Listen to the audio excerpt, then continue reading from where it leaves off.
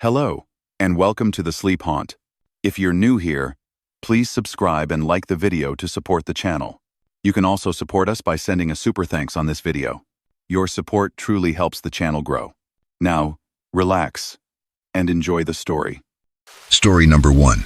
The highway had a way of swallowing sound at that hour, as if the night itself were a thick, listening thing.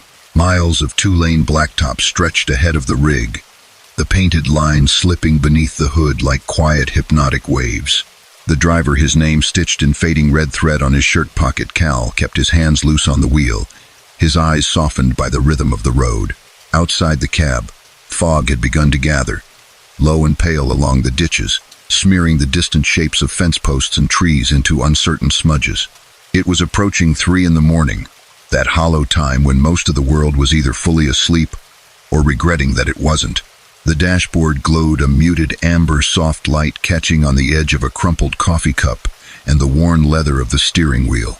The heater hummed on a low setting, whispering through the vents, breathing just enough warmth to keep the windows from fogging completely. The radio had fallen silent miles ago, caught between stations, and Cal had switched it off rather than listen to the hiss of static. Silence felt more honest tonight. The fog thickened in slow degrees, like someone carefully layering gauze over the world. First, it dulled the stars, then blurred the silhouettes of distant trees, then finally began to encroach on the immediate edges of the roadway, curling over the yellow lines. Cal leaned forward slightly, his posture tightening just a fraction. His headlights became twin cones of weak, milky light that seemed to touch only a few yards of road in front of him before being swallowed entirely. He'd driven this route enough times to know its simple features: a gas station every 100 miles or so, a lonely diner with a flickering neon sign, a few old billboards tilting at the sky, but in the fog, everything rearranged itself, as if the landscape were quietly shifting when he wasn't looking. The familiar became vague. The certain became suspect. Somewhere out in that gray blankness was a rest stop he'd planned to reach before his eyes grew too heavy. It should have been 30 minutes back. He hadn't seen it. Cal checked the clock on the dash, frowning. The digits glowed an unbothered 3:14 a.m. It felt later. His shoulder blades ached from the steady stillness of driving, and there was a subtle buzzing just behind his eyes, the strange, weightless exhaustion that came when the body was tired but the mind refused to yield. He shifted in his seat, stretching one leg, and let his gaze sweep the fog-bound road again. There, faint but definite, was the suggestion of red light up ahead. Brake lights, maybe. Twin dim embers in the mist. They appeared and vanished, blurred and reappeared, as if the fog were breathing them in and out. Cal lifted his foot gently from the accelerator. The rig eased down a few miles per hour, engine notes softening.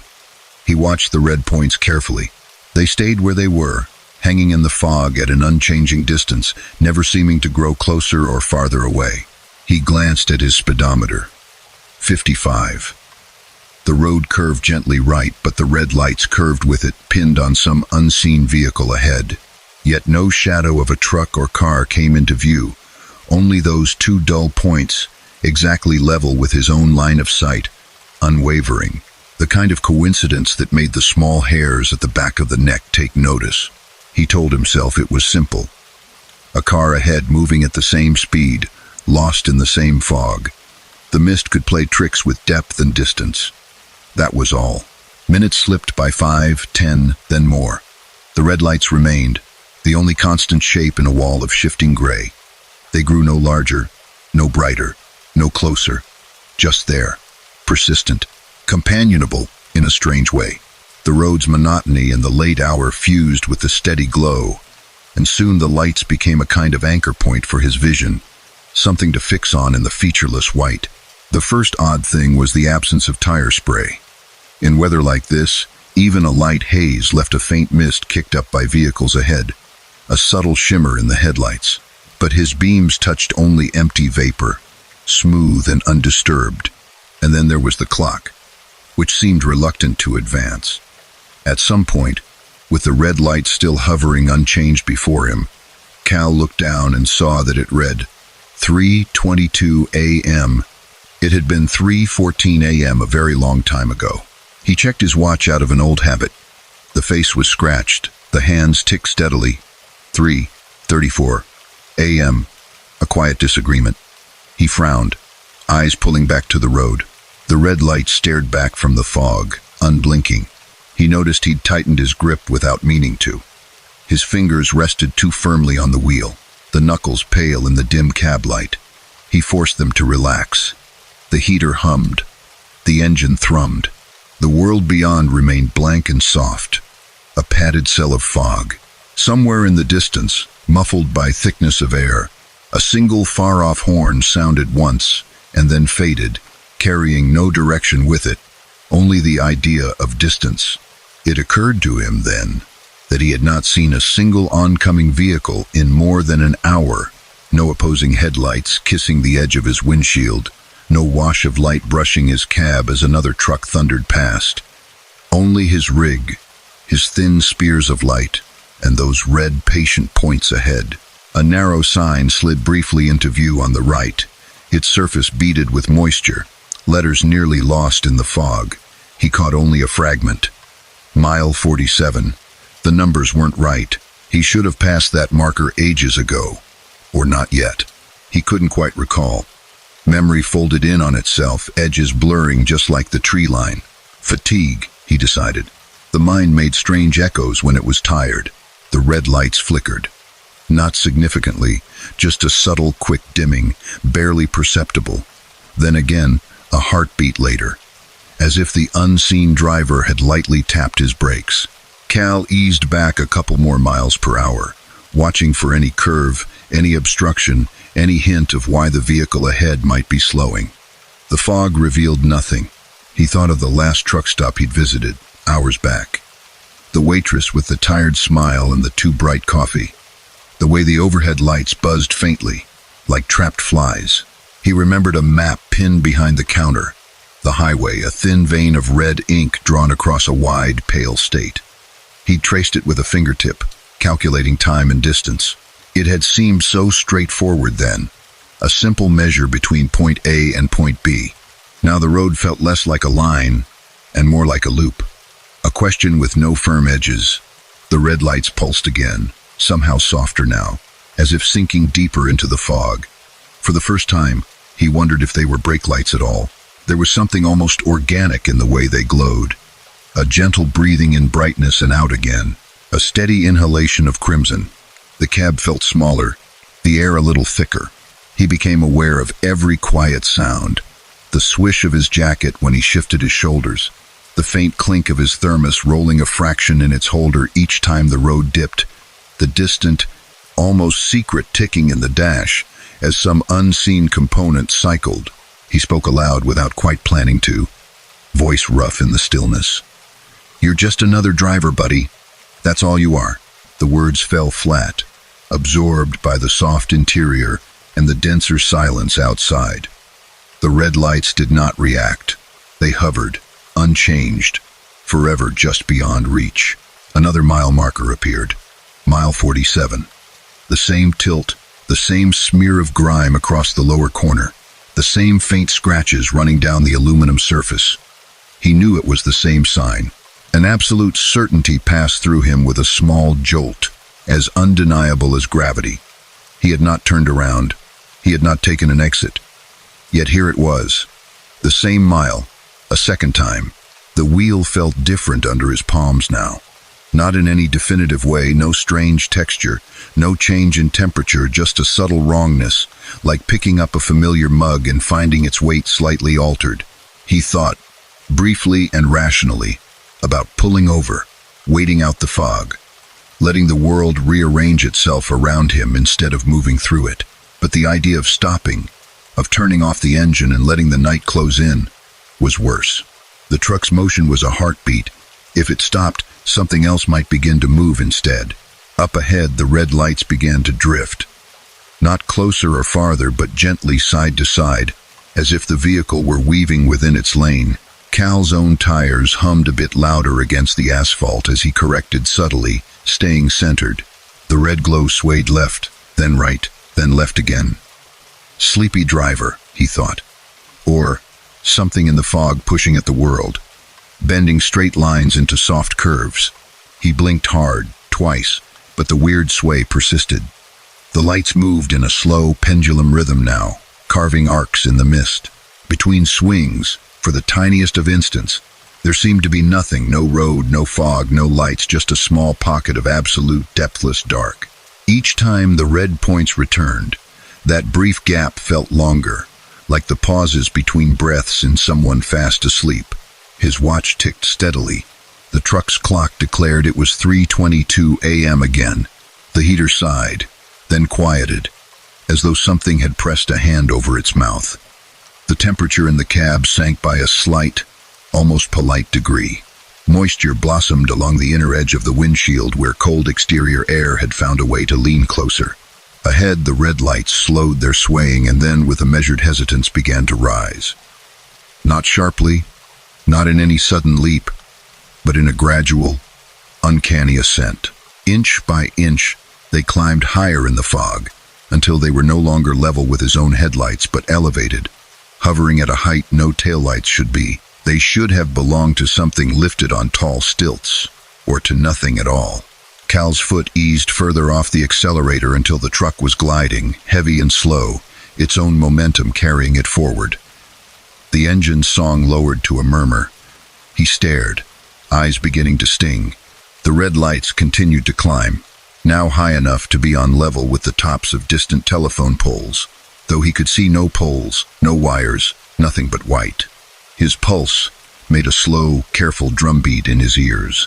For a brief second, he considered honking, as if to declare his presence to whatever shared the road with him. The instinct felt raw, almost childish, like calling out in a dark room. He did not press the horn. The night seemed too attentive. The next mile marker slid past. Mile 47. He did not look away from the ascending lights, but he felt the sign's presence, its silent repetition, the way its meaning pressed against the edges of his awareness. Distance was broken. Time was lying. The road beneath him rolled on, yet he was no longer certain it connected to anything on either end. He was a bead traveling on a string that had been quietly tied together, looped without his consent. The red glow reached a point directly overhead. He couldn't see any source now, only a diffuse blush through the fog above the cab, as if the sky itself had developed a pair of faint, watchful eyes. Cal let out a slow breath he hadn't known he was holding. The wheel trembled minutely under his hands as the truck passed beneath that hovering crimson smear. Then, for the first time, the fog ahead of him parted in a narrow, unwilling ribbon, revealing not the vacant road, but a shape, a truck. A tractor-trailer like his own, sitting perfectly centered in the lane, facing away, motionless. No hazard lights, no glow of brake lamps, just a dark, patient silhouette against the pale mist.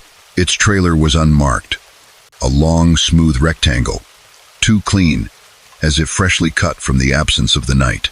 The cab's windows reflected only his headlights, twin white ghosts staring back. Cal's heart hitched. The distance closed faster than it should have. He hadn't realized how much he'd been rolling on inertia alone. He pressed the brake pedal gently, then more firmly, feeling the loaded weight of his rig respond. The engine downshifted with a muted, compliant growl. Rubber whispered against asphalt. As he slowed, something curious became apparent. The truck ahead never quite came into full focus. It remained slightly blurred at the edges, its lines too soft, its outline wavering as though he were viewing it through heat distortion. Yet the air was cold. No heat radiated from the road, no shimmer, only that gentle, unwilling blur. His speed dropped to 20. 15. He peered through the glass, trying to see if there was anyone in the cab ahead, any shape in the driver's seat. The fog moved languidly over the truck's roof, curling and uncurling, but the windows remained opaque, curiously free of condensation. Lifeless. He brought his rig to a careful, respectful stop at a measured distance behind it. The night settled around both vehicles with a quiet, expectant hush. For a long breath, nothing moved. The engine idled, a steady, background thrum. Cal stared at the unmoving truck. It stared back, if such a thing could be said of a machine. Only now did he realize there was no company logo on the trailer, no DOT number, no reflective tape. Its surface seemed to drink his light without returning any of it. Not matte, not glossy, just present and unwilling. He felt the urge to step out, to walk up alongside and tap on the driver's door to ask if they were all right or if they needed a tow, human words to break the strange composition of the scene. But the thought of opening his cab door and letting the fog pour in thick and intimate filled him with a quiet reluctance that bordered on dread. He cracked his window instead, just an inch. Cold, damp air slipped inside, carrying with it a smell that was not quite rain and not quite earth. It was clean yet old, like the air in a long-closed room that has patiently waited for the door to open again. The fog pushed a few tendrils through the gap, coiling lazily along the inside of the glass before dissipating. "Hey," he called, trying for a tone that was casual but fell short by half. "You all right up there?" His voice left the cab, stepped into the night, and went nowhere. No echo returned from the dark truck. No movement stirred within it. The red glow overhead dimmed gently, as if a distant curtain had fallen over it. The sky lightened instead with a soft, directionless pallor, although no dawn touched the horizon. The fog seemed to thicken between him and the truck, not obscuring it entirely but softening its outline further until it resembled not an object, but the idea of one. He became aware, slowly, that the engine's sound in his ears had changed. Not louder, not quieter, simply altered, as though a second note had joined the first, humming just below it. A faint, low resonance, like someone softly whistling in perfect unison, a fraction of a beat behind. For a moment he thought it was the radio, catching a distant station through the static. He reached out, fingers brushing the knob. The display remained blank, the unit off. The soft double hum persisted, vibrating in the bones of the truck and elegantly in his own chest. Ahead, the taillight positions of the strange truck finally answered a question he hadn't realized he was holding. There were no lamps at all. The glow he'd followed for miles, the twin red anchors in the fog, did not belong to this vehicle. The back of the trailer was bare, simple metal, unlit and unaffected. Whatever had watched him ahead on the road was now somewhere else. The realization arrived without drama, just an adjustment in the order of things, like quietly rewriting a line in a ledger. The low second hum beneath his engine's idle swelled, still soft, still distant, like a choir humming behind a closed door. The fog around both trucks stirred, not with any wind he could feel, but with a slow inward curling, as though some center point between the two vehicles had begun to draw the mist closer. Cal's hand found the gear shift. The idea of sitting motionless between this blurred, unlabeled truck and the unseen source of that sound felt suddenly precarious, like lingering too long on the threshold of a room one was never meant to enter. He eased the rig into reverse. For a heartbeat, nothing happened. Then his truck began to roll gently backward, the fog rearranging itself in reluctant eddies around the cab. The blurred silhouette ahead remained unwavering, unaffected. The humming undernote faded with each foot of distance he gained, thinning until it was indistinguishable from his own engine. After a short, careful stretch, the highway behind him vanished completely into the same soft, uniform gray. There was no way to know if he'd reversed 20 yards or 200. The world beyond his faint red taillights had withdrawn entirely. Only the presence of his own space, the cab, the seat beneath him, the wheel under his fingers felt certain. He shifted back into drive and waited a moment, idling, listening. The secret second hum did not return. The air in the truck felt slightly warmer. Moisture on the inside of the windshield gathered itself into slow, meandering trails. When he finally eased forward once more, the road accepted his movement without comment. The fog held its breath. The strange truck was gone. There was no transition, no moment of it receding or dissolving.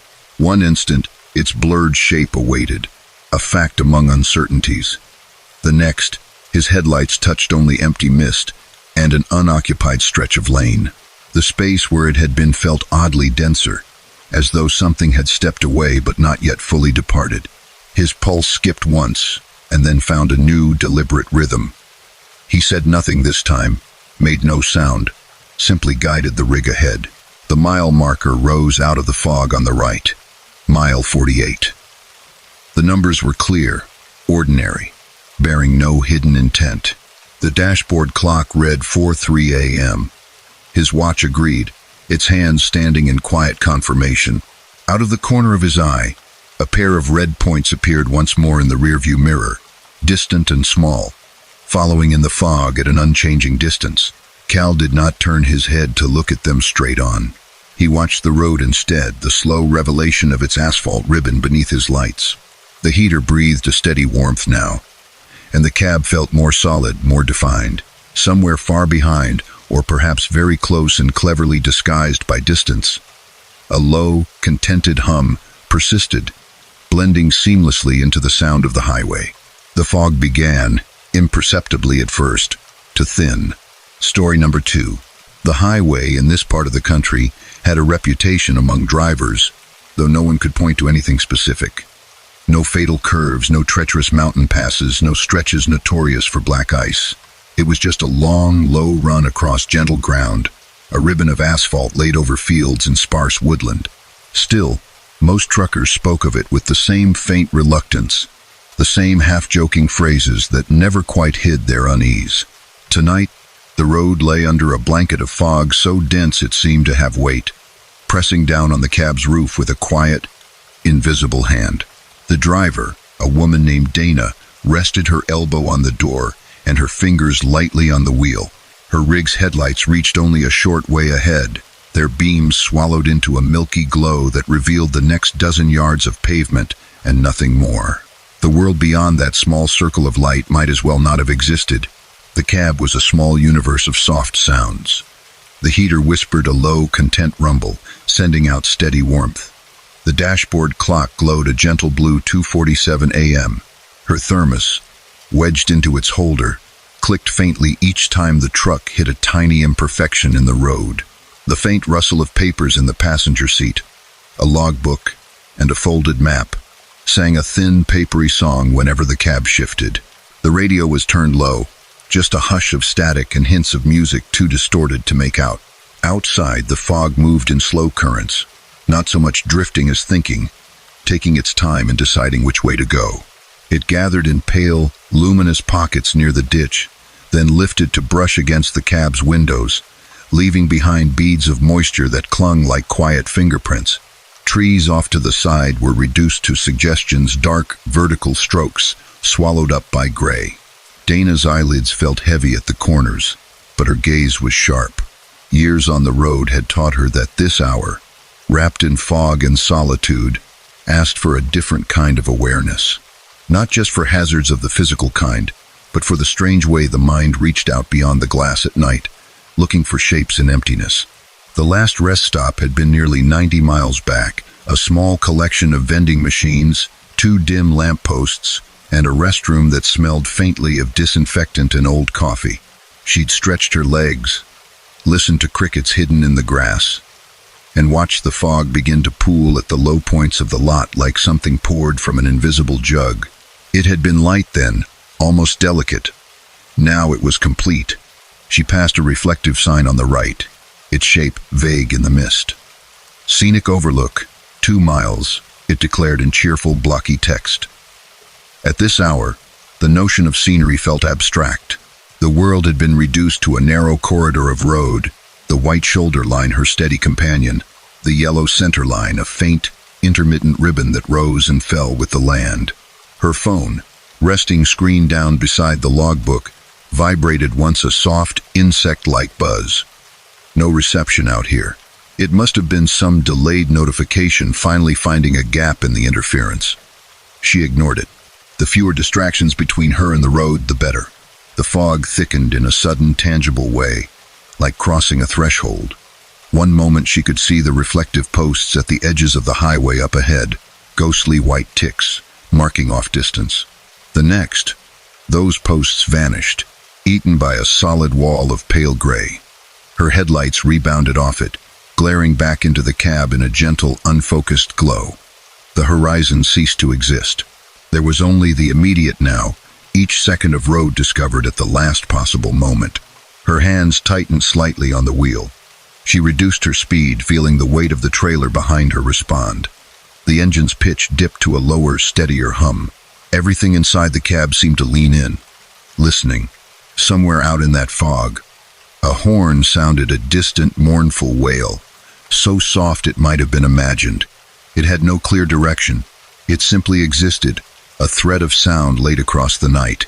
It faded, leaving behind a silence that felt thicker for its absence. Time stretched. The clock moved forward in small, dutiful increments, but each minute felt elongated, pulled thin like taffy. 2:52 a.m., 2:59 a.m., 3:07 a.m. The road did not change. No exits, no overpasses, no familiar landmarks to fold the drive into segments. Only the same gentle rise and fall, the soft hiss of rubber on pavement, the breath of the heater. Then, faint at first, came another sound. It was subtle enough that she might have mistaken it for a trick of her own engine. A low, rhythmic tapping, like knuckles on glass, coming from somewhere outside the cab. Tap, tap, tap, tap, pause, tap, tap. Not frantic, not forceful, but patient. Dana leaned a fraction closer to the windshield, examining it. Raindrops, she thought. Maybe the fog had condensed into a light drizzle, but the glass was smooth, unbroken by any droplets running down its surface. The moisture sat evenly, a fine, bare-lit mist. The tapping came again, this time a breath clearer. It wasn't against the windshield. It seemed to echo up from below, near the floorboard on the passenger side. Something outside, lightly knocking against the lower part of the cab. She lowered the radio volume until it was barely audible, more texture than sound. The tapping settled into a pattern now, irregular but assured. Tap, tap. Long pause. Tap. Slight pause. Tap, tap, tap. The human mind is engineered to seek patterns, to assign meaning even where none exists. To Dana's ear, the rhythm took on a strange intentionality, a suggestion of pacing, as though someone without hurry were trying to politely attract notice. Her gaze flicked to the side mirror, though she knew it was mostly useless in this soup of fog. The mirror reflected only her own headlight glow, scattered into fuzz. Nothing moved there. She considered the possibility of debris, a loose strap or cable, something left swinging from the trailer, now gently pinging against the cab. It was plausible, mundane. The thought was reassuring. She held on to it as she listened. Tap, tap, tap, tap. The sound was oddly insulated, dampened as if it were happening in a room just beyond her reach, not fully out in the open air. Not metallic either, not entirely. There was a softer undertone, almost like knuckles on wood. The sign for the scenic overlook emerged from the fog suddenly. Much too close, its letters loomed in her beams, stark and vivid. Scenic overlook. 1/4 mile. She had already passed where she thought it should be. For a moment she wondered if they'd installed a second sign. The idea settled oddly, like a puzzle piece that almost fit but left a gap. The tapping grew quieter, as though whatever was making it had become less certain, or had shifted its focus to listening for her reaction. The silence between taps lengthened. As the entrance to the overlook neared, she saw the faint suggestion of a turnout on the right, just enough of a widening in the road to hint at its presence. An unlit arrow-shaped sign, mostly lost in the fog, barely registered. She had no reason to stop. Her schedule was tight, and the idea of pulling into a small, enclosed space of darkness away from the known straightness of the highway felt strangely undesirable. Still, when her hands moved on the wheel, turning gently, guiding the rig into the overlook's lane, she did not consciously command them. The action felt like the natural extension of a thought she hadn't fully allowed herself to articulate. She checked her mirrors again. The fog stared back. The truck eased off the main road and onto the narrow asphalt of the scenic pull-off. The shift in texture was subtle. The sound of the tires changed timbre, now a slightly higher hiss on the less traveled surface. Trees climbed closer here, their shapes rising as darker smudges on either side. The overlook was little more than a widening of asphalt bordered by a low wooden guardrail, beyond which the land fell away. On clear days, drivers could look out over a shallow valley with a meandering river and scattered lights of distant farmhouses. Tonight, the valley was a bowl of solid white. She rolled to a stop at the far end of the turnout and set her parking brake. The engine idled in place, a loyal, steady presence. The tapping had ceased entirely. Dana sat in the stillness, listening. The heater continued its soft breath. The defroster hum was a low, comforting undercurrent. Somewhere outside, an unseen insect gifted a single, solitary chirp and then apparently reconsidered the whole affair. Her eyes drifted to the passenger window. The fog pressed against it like pale cotton, softly luminous with reflected headlight glow. For a moment, as the fog shifted, she thought she saw the shape of a handprint there, just the suggestion of 5 spreading digits formed by an absence of moisture, as if briefly warmed from the outside. She leaned slightly closer, heart ticking once in a slower beat. The handprint was gone, or had never been. She told herself she was tired. That was all. Hours of monotony, enclosed in a small space, will teach the senses to invent company. She could practically hear the trainer from her early days, a grizzled man with gentle eyes, telling her not to trust every shadow at 3 a.m. Yet when she reached out and turned the key, letting the engine wind down into silence, the quiet that followed felt like a curtain dropping between acts. The seat hummed with the after echo of vibrations, slowly fading. The lights remained on, bathing the fog in a soft, artificial dawn. With the engine off, the sounds outside became more distinct. The tiny crackles of cooling metal, the sigh of the wind. No, not wind, she corrected herself. Just the slow movement of fog, brushing against surfaces. And beneath that, so faint she almost missed it, something else. Voices. They were too soft to distinguish words. A distant murmur, like a conversation overheard through a wall. Several tones, rising and falling, overlapping in a fluid, continuous stream. Not near, not far, but everywhere at once, woven into the fog, intimate and indifferent. Her breath came slower now, deep and measured. She listened, straining to catch a word or a phrase. The voices did not sharpen. They remained deliberately vague, a chorus just shy of understanding. There was no emotion in them that she could parse, no obvious anger, no laughter, no sadness. Just the consistent cadence of people talking among themselves about something that did not concern her. The hair on her arms rose, a gentle static. Dana wrapped her fingers more firmly around the steering wheel. She did not move to open the door, did not reach for the keys. The idea of stepping out of the truck, placing her boots on the damp asphalt, and standing under the eye of that fog with those murmurs wrapping around her. No, the cab was small, but it was hers. Bounded, contained. She allowed herself a small experiment. Slowly, she reached over and pressed the switch to lower the passenger window by an inch. The glass descended with a soft, familiar purr. Cold, wet air slid in through the gap, brushing her knuckles. The smell was deep and earthy now, a dampness that hinted at unseen leaves and distant water and soil that had never fully dried. The voices grew a fraction clearer, not louder but closer. She could not understand the words, but the rhythm shifted. A slight pause, as if the unseen speakers had noticed some change in their environment and adjusted. The murmur bent subtly toward the truck. "Hello?" Dana said, keeping her tone level, the way she might approach a skittish animal. Her voice sounded oddly small in the cab. For a brief moment, the voices ceased. The fog leaned against the window, expectant. Then, from that soft, collective silence, a single word emerged. It did not quite arrive through her ears. It seemed instead to form directly behind them, a thought not her own, wearing the costume of her inner voice. Stay. The word was not a command, not sharp or insistent. It was an invitation, almost gentle, a suggestion that staying put, remaining just as she was within this small pool of light and warmth, would be welcome. There was a peculiar comfort in it, the kind one might feel when told they need not rush, need not move, that the present moment was sufficient. Her hand, resting on the sill near the window switch, tingled faintly, as though a low current had passed under her skin. not painful, just a subtle awareness. She swallowed, pressed the switch, and watched the window glide back up. The voices receded, resuming their prior, indistinct murmur.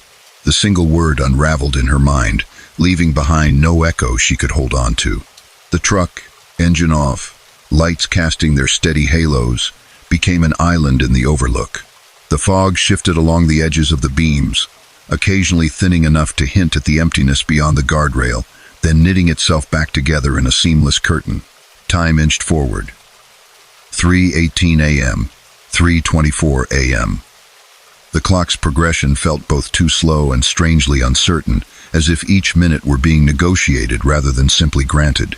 At some point, Dana realized she had not checked her phone, nor her mirrors, nor the fuel gauge. All those things felt temporarily irrelevant. Slender threads tied to another world she had stepped slightly away from. Her eyelids grew heavier. The warmth in the cab and the steady hush outside worked together, a wordless lullaby. There was no sharp jolt of fear to keep her fully alert, just a soft, creeping languor. The idea of closing her eyes for just a brief moment began to present itself not as a risk but as a kindness. "Stay," whispered that non-voice again. Or perhaps it was her own thought, softened by fatigue. "Just rest. The road can wait." Her fingertips slipped from the steering wheel, resting limply in her lap. Her gaze drooped, lingering on the dashboard lights, as they dimmed and brightened imperceptibly with the battery's subtle fluctuations. The fog pressed close outside every window, a quiet audience. She did not remember actually falling asleep. One moment she was blinking slowly, fighting the soft pull. The next, she was somewhere else sitting in her cab exactly as before, but the world outside had changed. The fog remained, but it was thinner, threaded with long vertical shapes. Trees. She was no longer at the overlook. Her truck sat on the shoulder of the highway instead, nose angled slightly inward, hazards blinking in patient orange pulses that lit up the road's edge and the nearby trunks. Her hands were back on the wheel, but she knew with a cool, distant certainty that she had not guided it here. In the side mirror, the scenic overlook was a smear of pale gray receding behind her, further away with each measured blink of the hazard lights. No tracks marked the shoulder where her rig now rested. No sign announced where she had left the main road. The highway just flowed, unbroken. Her actual eyes snapped open in the real cab. She was still at the overlook.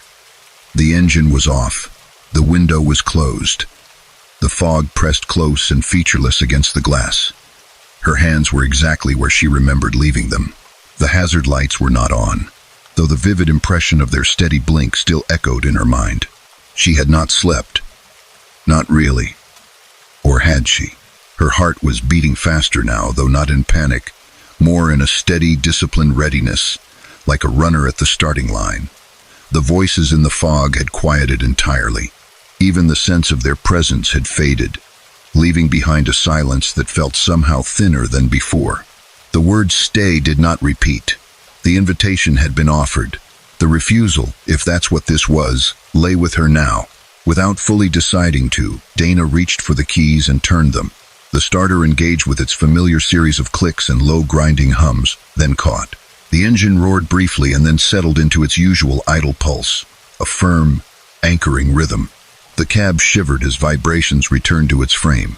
The heater fan awoke with a sigh. The fog did not react. It remained, pressed against the windows, a blank and watchful sea. She eased the rig into gear and released the brake. The truck rolled forward, tires whispering softly on the overlook's worn asphalt. The wooden guardrail slipped past on her right, each post appearing and vanishing in the fog like a series of muted metronome ticks. The exit back to the highway emerged from the gray, a gentle curve leading her onto the main lanes once more. As she pulled back onto the road, the headlights found the painted lines again, the outer white stripe and the intermittent yellow center. The familiarity of those markings felt more important than it ever had before. She followed them with near-reverent attention, one moment at a time. In her rear view mirror, the overlook disappeared into the fog without ceremony. No figure emerged from the white. No lights flared. The turnout folded itself back into the night as if nothing had occurred there at all. The radio, still low, found a station for a brief, delicate moment. A woman's voice drifted through the speakers, singing a soft, wordless melody over a simple piano line. It lasted only a few bars before dissolving back into static, leaving behind the faint impression of a tune that felt both new and eerily familiar, as if she'd heard it somewhere a very long time ago. The mile markers resumed their steady march. 103, 104, 105. Their presence pleased her. They were mundane, measurable, indifferent. Solid arithmetic in a night that had leaned uncomfortably poetic. After several unbroken miles, Dana checked her phone. No new messages, no missed calls. The earlier vibration was an old notification after all, finally delivered when the signal had briefly strengthened. Back in the real, quantifiable world. She drove on until dawn began its gentle work, not with any dramatic burst of color, but with a slow lightening of the sky, turning the black above the cab into a deep navy, then a muted blue. The fog thinned reluctantly, lifting in frayed bands that revealed, piece by piece, the outline of the valley she'd nearly seen from the overlook. A river glinted dully in the distance, reflecting the hesitant morning. Only once did she glance in the mirror and see something that did not strictly belong there. For the briefest of instants, as the first weak rays of sunlight sliced through a lingering pocket of mist behind her, the reflective surface caught not just the road and the dissipating fog, but the faint impression of several figures standing along the shoulder. They were pale and indistinct, more negative space than form, turned not toward her but toward each other, as if mid-conversation, their heads tilted together. Their mouths moved in slow, soundless shapes. Then a small bump in the road jostled the cab, and the image broke apart into ordinary morning light. The heater continued to breathe gently.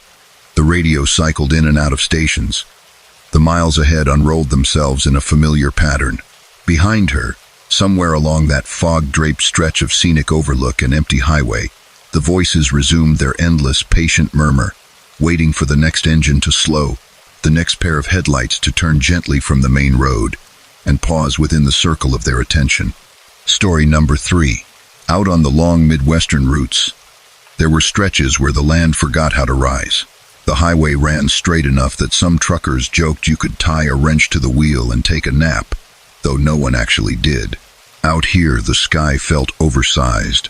The fields on either side pressed flat, and at night the darkness pooled in a way that made distance indistinct. Horizon, shoulder, and sky all folded into one. Eli had been driving this run longer than he cared to count, back and forth between distribution centers, the cargo always the same neat stacks of anonymous pallets. He knew the usual markers by heart. The low, sagging barn with the rusted roof, the blinking red light on a distant radio tower, the lone convenience store with its faded sign and one stubborn gas pump. He took a quiet comfort in their repetition. Tonight, though, as he rolled along just after midnight, most of those landmarks had vanished behind a very different kind of sameness. The fog had crept in early, not in drifts but in a single, wide blanket. It sat low over the fields and poured across the road in thick, slow waves. His headlights carved out a cone of weak, yellowish light that died 10, maybe 15 yards ahead of the hood. Beyond that, everything was swallowed into a soft, undetailed gray. Inside the cab, the world was small and self-contained. The dash glowed with muted greens and oranges from the gauges. The heater worked on low, exhaling a steady warmth that brushed his shins. A half-finished cup of coffee sat in the holder between the seats, gone lukewarm but radiating the faint smell of burnt beans and cardboard cup. The hum of the engine and the faint hiss of the tires on damp pavement blended into a kind of mechanical lullaby. The digital clock in the dash showed 12:13 a.m. The air carried that particular quiet that lived between midnight and dawn, when even the insects seemed to keep their conversations to a whisper. Eli had turned the radio off some miles back. The static had grown tiresome, and the poorly tuned stations that did filter in sounded unnervingly far away, like broadcasts from another time zone that had nothing to do with his own. He lowered his window a couple of inches to keep the glass from fogging over on the inside. The night air that slid in was cool and wet, and it carried with it a faint, metallic smell, like rain that had decided not to fall. The sound of the road came in clearer now, a gentle roar softened by distance as the tires ate up the miles. Every so often, a reflective marker on the side of the highway flashed in his lights, white, then gone. White, then gone. They were the only punctuation marks in a sentence of uninterrupted mist. Then, very gradually, something new came into being out ahead. Not a shape, not at first, more an absence within the fog.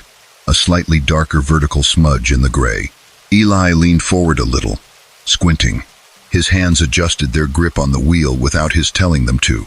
As he drew closer, the smudge resolved into parallel lines. Posts, fencing, a double run of old, wooden posts topped with worn crosspieces, extending on both sides of the road at a polite distance. The highway had grown a corridor. The posts disappeared into the fog, vanishing both ahead and behind as if the world had decided to draw boundaries without his consent. That wasn't right. He knew this stretch. There weren't fences lining both sides like this. On the maps, the land out here was divided, sure fields and parcels and properties, but the highway edges were usually open, shoulders blending seamlessly into the grass. He'd never driven between fences like this before. Not on this route, not on any map he'd traced a finger along in the break rooms.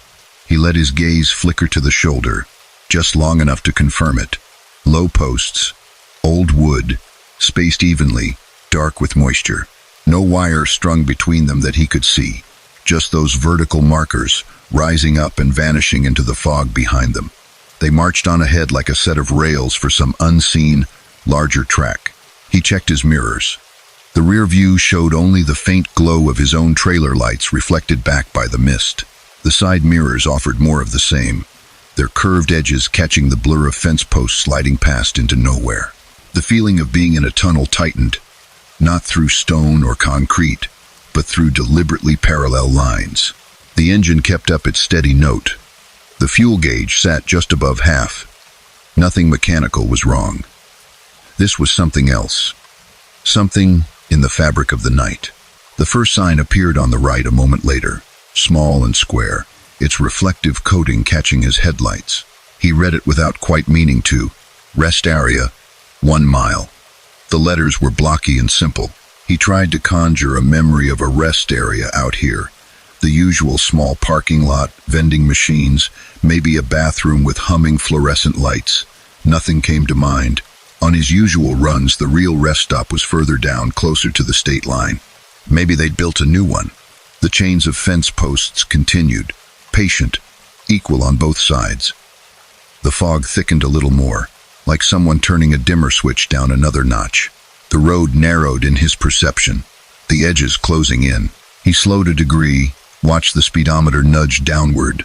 55, 50. The truck felt heavier, its weight more pronounced, as if gravity had remembered it anew. Another sign. Rest area, 1/2 mile. He considered passing it by. He wasn't particularly tired yet, and stopping in this odd fenced-in fog didn't exactly appeal. But there was a low, steady ache beginning at the base of his neck, and he knew from experience that ignoring that kind of fatigue only invited trouble later.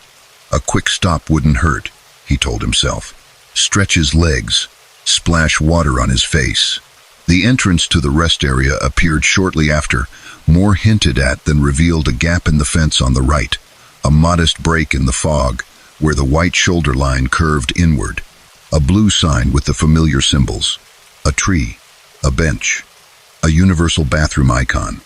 They floated briefly in his headlights and then slipped past. He signaled out of habit, the click of the turn indicator sounding too loud in the quiet cab.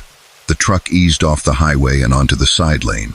The transition was gentle. The surface of the pavement changed in a way he could feel through the steering wheel, a subtle difference in texture, a different timbre of tire noise. The fences curved along with him, bordering the entry lane to the rest area, then swung wide and were lost in the gray. It was as if the posts themselves had decided to create a small clearing around the stop, a pause in their march. The rest area opened before him in the headlights, a spreading patch of asphalt, empty of other vehicles, marked with faded white parking lines. A low, rectangular building sat further in, its shape softened by fog. Its roofline and corners were so plain as to be almost generic, like something assembled from memory rather than built by distinct hands. A few lampposts, spaced at intervals, cast muted halos. Their light wasn't bright enough to push back the fog entirely, but they did create islands of pale gold hanging in the murk. Eli pulled into a slot meant for trucks, set his brake, and let the rig settle with a soft sigh. The engine idled steadily. For a long moment, he didn't move. He simply sat, hands resting on his thighs, listening to his own breath join the hum of the machinery. The building's windows were lit from within, a warm, even glow. No flicker, no shadows crossing, just a steady, inviting light that made the fog around it seem thicker by contrast. He reached for his logbook, flipping idly through it as if to reassure himself that he was where the pages said he should be. The last entry matched his location in mileage, if not in feeling. A rest area at this mark. Maybe he had just never stopped here before. The road was full of things one only saw if one chose to stop and look. He killed the engine. The sudden cessation of vibration and noise left the cab feeling bigger and emptier. The silence pressed inward, not oppressive but definite, like a held breath. The tick of cooling metal arose from the engine bay, a familiar crackle. Beyond the glass, the fog swirled slowly, adjusting to the change in sound. He slid down from the seat, opening the door. The metal hinges made their usual low groan. Damp air wrapped itself around him as he stepped onto the asphalt. The fog close to the ground wavered at his disturbance, trailing around his boots in thin strands before settling again. The rest area smelled of wet concrete and faintly of something sweet like the ghost of an air freshener long since faded. The lamppost nearest to him hummed quietly, its bulb emitting a gentle buzz masked, during the day, by busier sounds. Beneath that hum, though, there was something else. A low, almost musical tone, sustained and barely there, like a single note held on the far edge of hearing. Eli paused, one hand still on the cab door. He listened. The note hovered, neither rising nor falling, just existing, a faint vibration in the fog. It could have been some trick of the light fixtures, or the distant whine of a truck on a highway far away. But the highway lay only a few dozen yards off, and it was utterly, absolutely silent. He exhaled, watched his breath join the mist, indistinguishable. Shoving his hands into his jacket pockets, he made his way toward the building. The asphalt under his boots was slightly damp, not slick. His footfalls made a soft, regular sound. They did not echo. The fog drank the noise down almost immediately. As he walked, the lampposts formed a procession, their halos overlapping just enough to create a faint path. Beyond their pooled lights, the world was void. Up close, the building was even more plain than it had looked from the cab. Cement block walls, painted an indistinct pale color made gray by night. A flat roof, 2 doors, one marked men, one women, with simple peeling decals. A third door, unmarked, sat flush in the far wall, its knob dark and unreflective. None of the doors bore the scuffs or grime one usually saw in such places. They were clean, not new, just strangely free of specifics. He entered the men's room. The fluorescent lights hummed to life with a gentle flicker, then steadied. Inside, the air was warmer, faintly scented with soap and disinfectant. The tile floors were unremarkable, the mirrors above the sinks streak-free. A few paper towels sat neatly in their dispenser. It looked exactly like 100 other highway restrooms, and yet, as he stood at the sink and let the lukewarm water run over his hands, he became aware of how profoundly quiet it was. No intermittent gush from another faucet. No murmur from someone in the next stall. No far-off slam of a door. Just the soft, uneven trickle of water in the basin and the whisper of the air vent. He caught his own reflection in the mirror lines around his eyes, a few days past due for a shave, cap pulled low. Behind him, the door stood closed. The fluorescent light made everything a touch too stark. He turned off the tap. The sound of the water dwindled and stopped. In its absence, the hum he'd heard outside returned, clearer now. It vibrated faintly through the tiles, a low chord just beneath the range of comfort. It was as if the building itself were resonating with a sound too low to fully register. He dried his hands, folded the paper towel without quite realizing he'd done so, and tossed it into the bin. The small, ordinary act felt almost ceremonial in the sterile stillness. Back outside, the rest area looked exactly the same. His truck sat alone where he'd left it, a solid, familiar shadow in the fog. The lampposts cast their halos. The unseen note threaded through the night air. Eli hesitated for a moment before heading directly toward the truck. Some impulse, subtle and unformed, tugged his attention to the side. His gaze slid along the edge of the parking lot, following the line where the asphalt met the moist grass. There, near the far corner of the lot, stood an object he hadn't noticed before. A tall, narrow vending machine, standing by itself, with no shelter around it. That was odd. Usually such things were huddled beneath awnings or inside buildings. This one waited alone, bathed in the thin light of a nearby lamp. He walked toward it without fully planning to. The machine's front was a reflective sheet of dark glass, disrupted only by faint outlines of buttons and a coin slot. No bright logos, no colorful snack packages visible behind the glass. Yet from within, it glowed with a gentle, diffuse light, not the usual harsh fluorescence of commercial machines. It was like looking into the muted interior of a softly lit aquarium, except there were no distinct objects to see, only the suggestion of depth, of space beyond the glass. There was no brand name on it, no pricing stickers, just a row of small square buttons along one side, each with a tiny white light behind it. None were labeled. He didn't remember vending machines here. On previous trips, he would have stopped surely out of boredom or habit, but perhaps he had just never paid attention. He stood before it, hands still in his pockets, and studied his own reflection. The glass showed him the faint outline of his face superimposed over a blurry interior glow. For a second, the shape of his reflection's head seemed to tilt a fraction of a second after his own did, lagging behind as though considering whether to follow. He blinked hard, looked again. The reflection was ordinary once more. His movements mirrored exactly. The humming note in the air dipped subtly, then rose like a slow, measured breath. One of the little button lights brightened, just a hair more than the others, as if responding to his presence. He told himself it was nothing, a faulty LED, a trick of the eyes. Yet he felt a strange, thin curiosity settle under his skin, like the prickle of static. He reached out, fingertip hovering just above the brighter button. He could feel the chilled glass near his knuckle, the faint vibration of the machine's inner workings.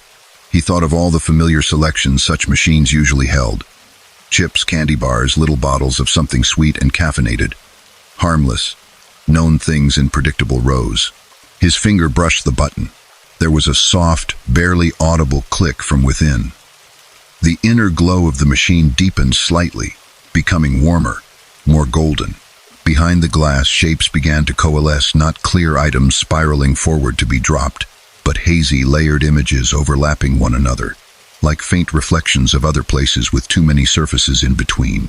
For a heartbeat, he thought he saw a stretch of this very highway under bright daylight, fields extending on either side, under a wide, blue sky. Another flicker. A different rest area building, older, with a peaked roof and peeling paint.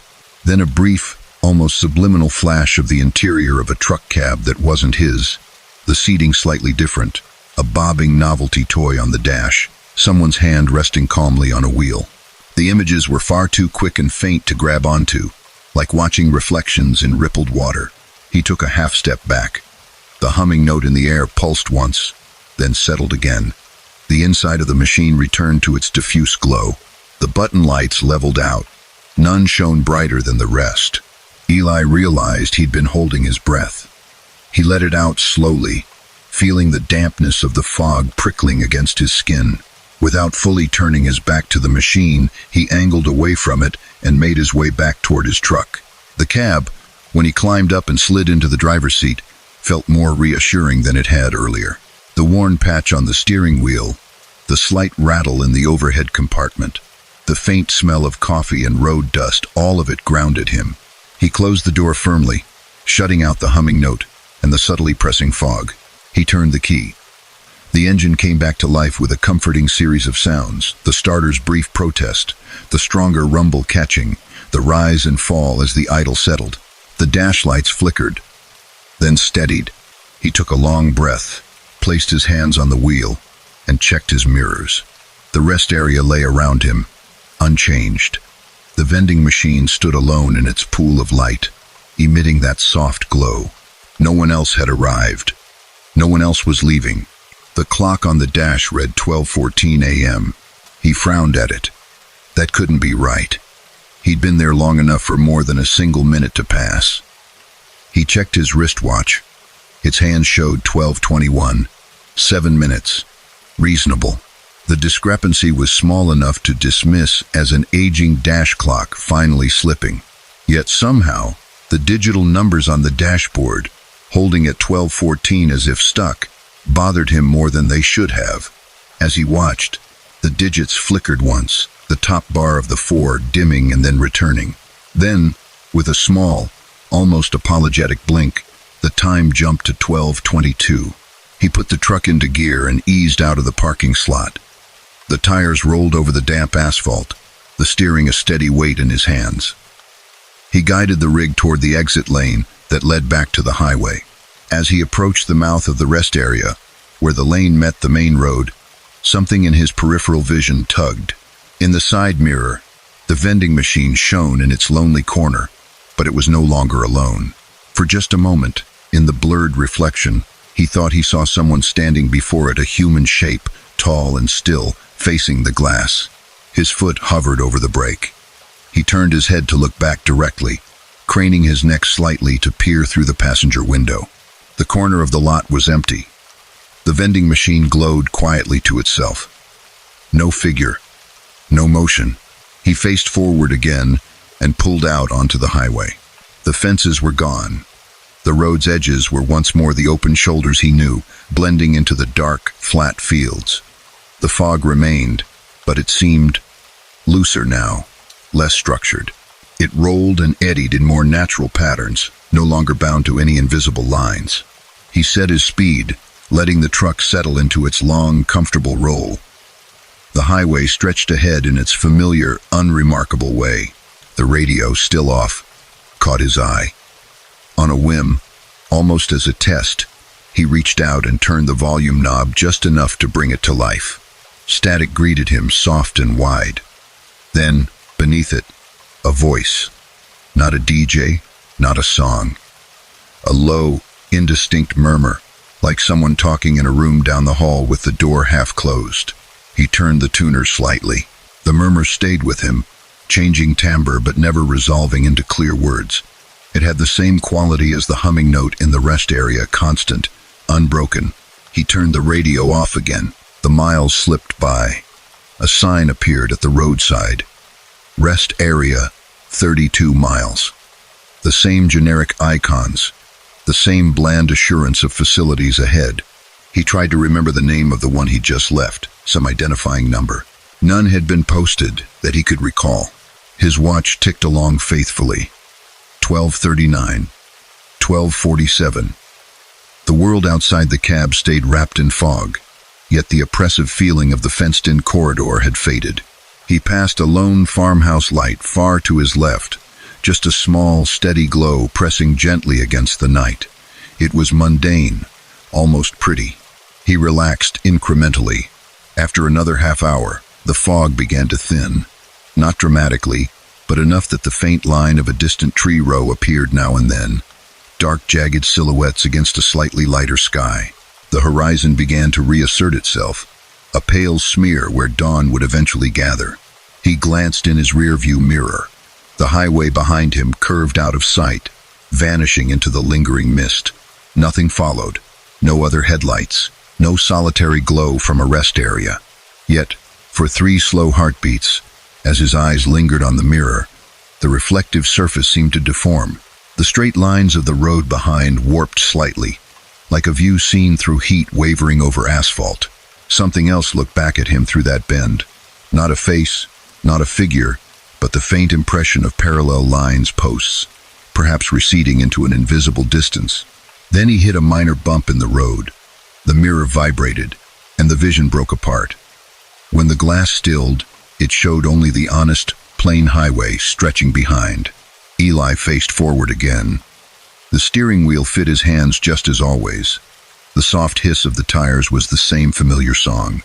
The coffee in the cup holder had gone cold, but its smell was reassuringly ordinary.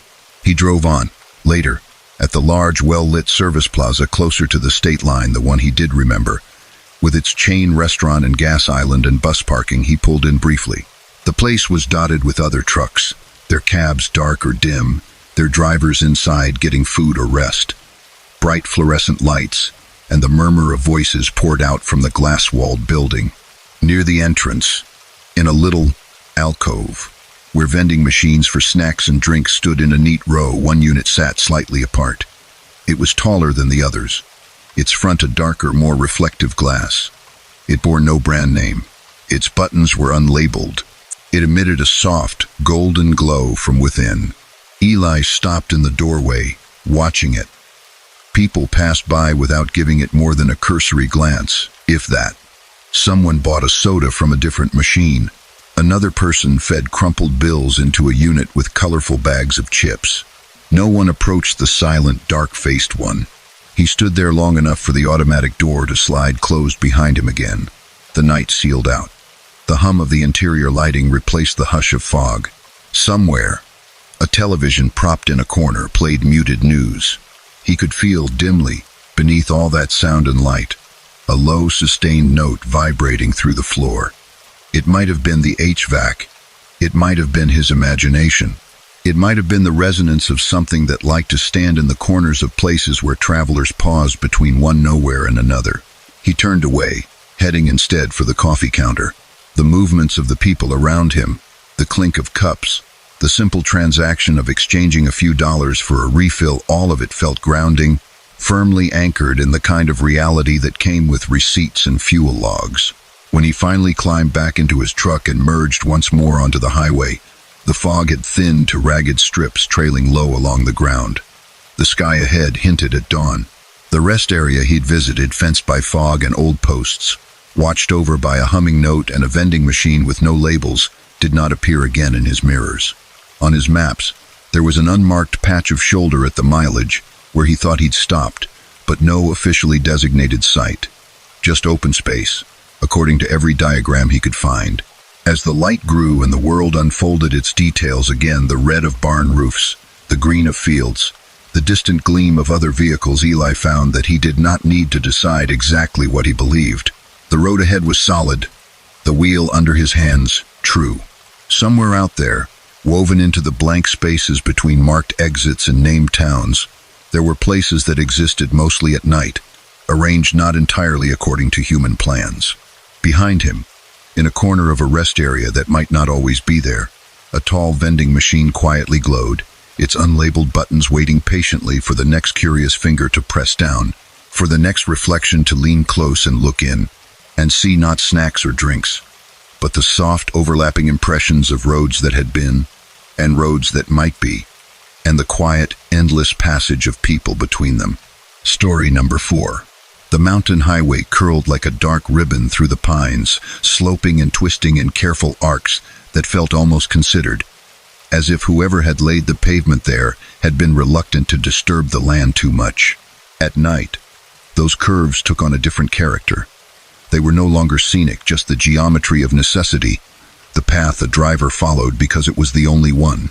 Rowan had taken this route dozens of times, enough that the names on the overhead signs, small, dimly lit towns tucked into the folds of the hills, felt as familiar as distant cousins. He knew where the road cambered, where the shoulder narrowed, where the old rock slides had left scars on the hillside. On clear nights, it was almost beautiful up here. Stars like cold pinpricks, the silhouettes of the trees a jagged crown against the sky. Tonight, though, beauty had taken a step back. The fog had come down from the higher ridges in slow drifts and then settled, heavy and thick, in all the low places. It pooled in the valleys and wrapped itself around the road, flowing along the asphalt like something half liquid, half air. His headlights carved only small, reluctant tunnels through it. Beyond that pale, unfocused glow, everything became a uniform gray that made distance meaningless. Inside the cab, the world was a neatly enclosed pocket of sound and warmth. The heater purred steadily, sending just enough heat up through the vents to keep the windshield clear. The dashboard lit his face from below, muted greens and soft red pinpricks from the gauges. The radio was on, low, tuned to some mountain station whose DJ spoke in a slow, easy cadence between old songs. Even that familiar, kindly voice had fallen silent for the last few minutes, replaced by a stretch of soft, instrumental music that barely rose above the hum of the engine. The clock read 1:32 a.m. The road beneath the truck's tires whispered its secrets in a steady, unchanging murmur. Every now and then, a reflector at the edge of the lane flashed back a brief, white blink.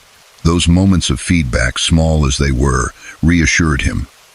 They meant there was still something solid out there, structures and markers in a world that otherwise felt like driving inside a cloud. He knew that up ahead, a few miles yet, there was an old turnout with a weather-beaten sign, Scenic Vista, though the view was mostly trees and a hint of valley if you leaned just right. The company route guides sometimes mentioned it as a safe place to pull off if the weather got too rough. His eyes were not yet gritty with fatigue, but there was a certain tightness between his shoulders he recognized. The night, with its thick, muffled quiet, seemed to encourage that stiffness. A short pause wouldn't hurt. His thoughts wandered the way they tended to at this hour, between half-remembered conversations at past truck stops and the steady mental arithmetic of distance and delivery windows. He barely noticed when the familiar, soft strum of the music on the radio drifted away into silence again. The DJ did not come back on. The station didn't dissolve into static. It simply ceased to offer anything at all.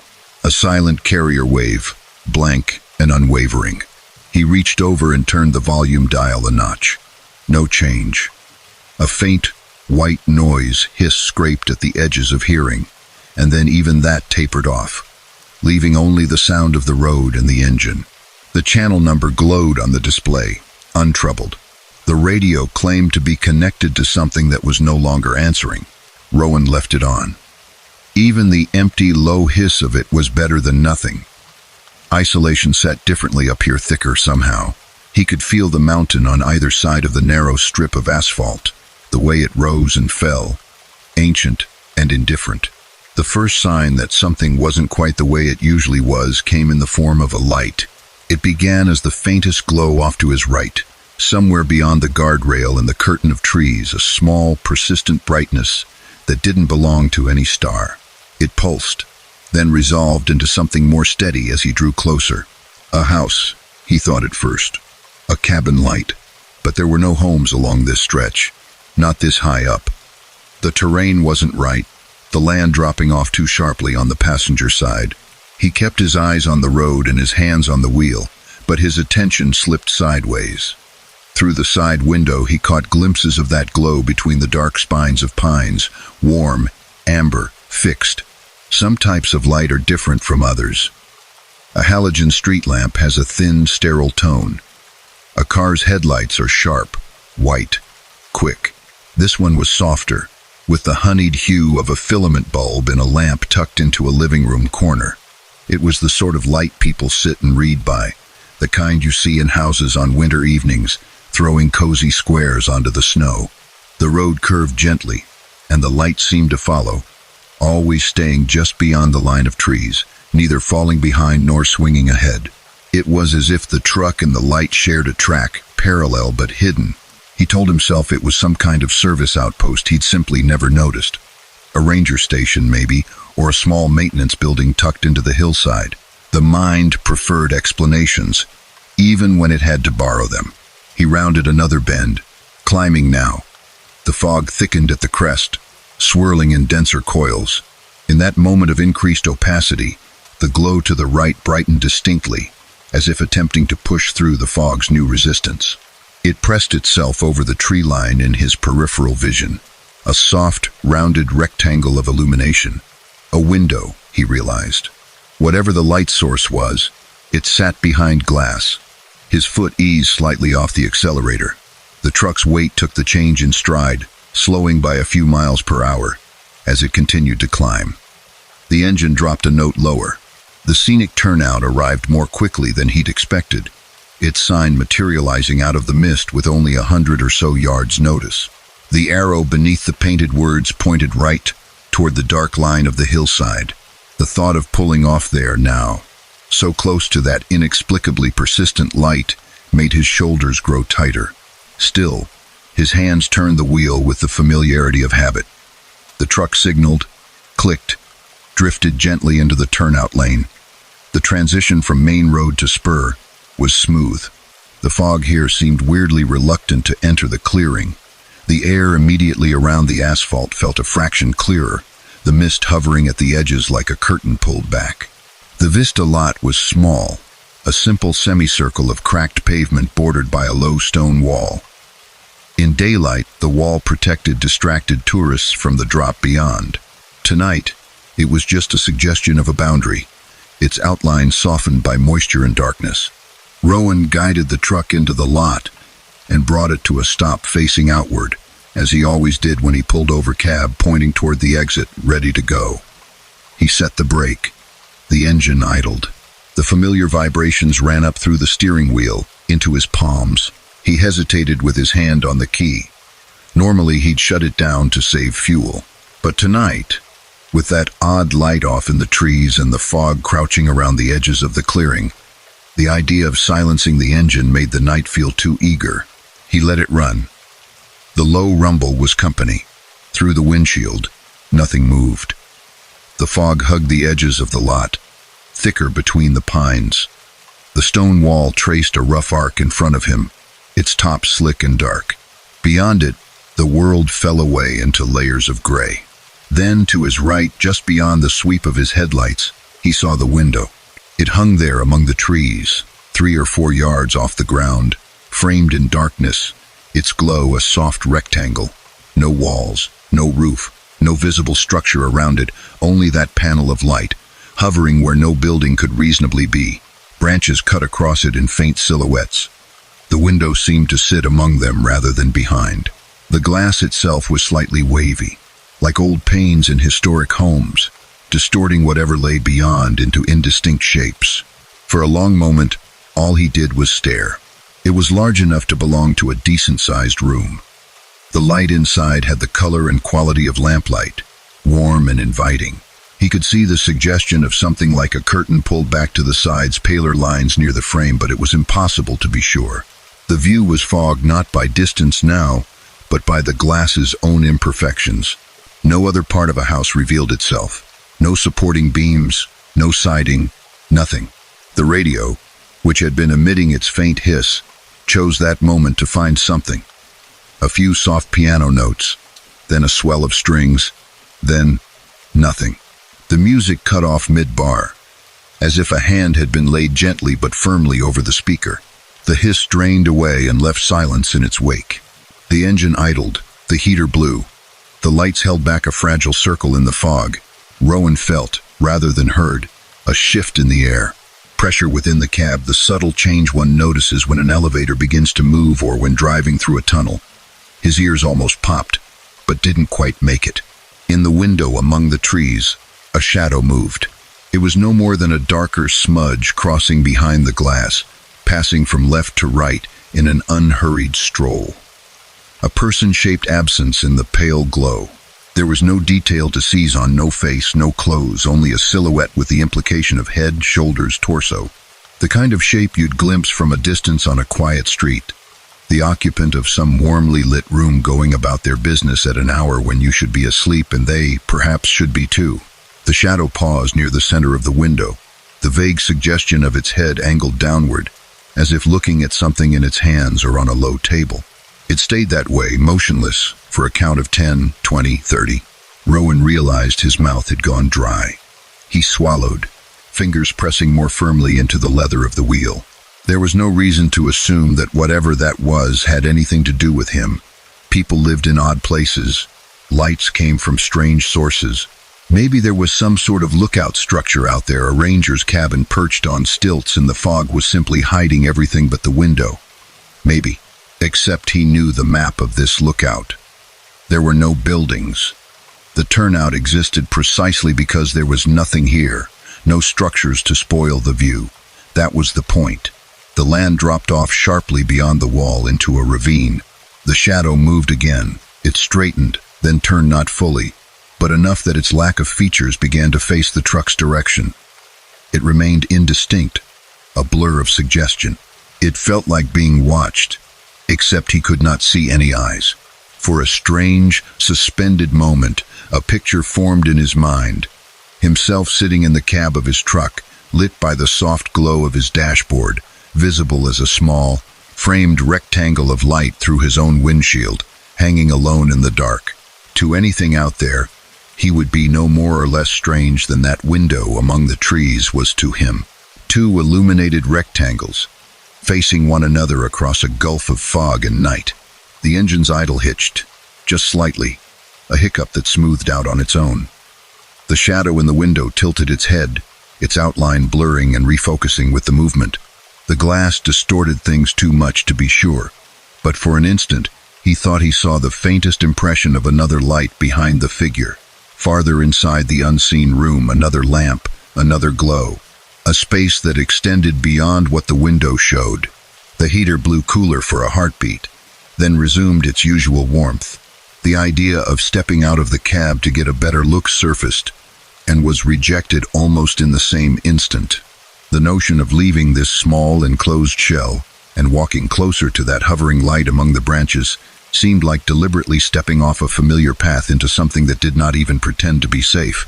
Instead, he reached slowly with his right hand to the dash and flicked his headlights from normal beams to high. The twin cones of light surged outward, bleaching color from the world, trying to push back the fog. The window's glow did not brighten in response. If anything, it dimmed, or was simply overpowered by his headlights' glare.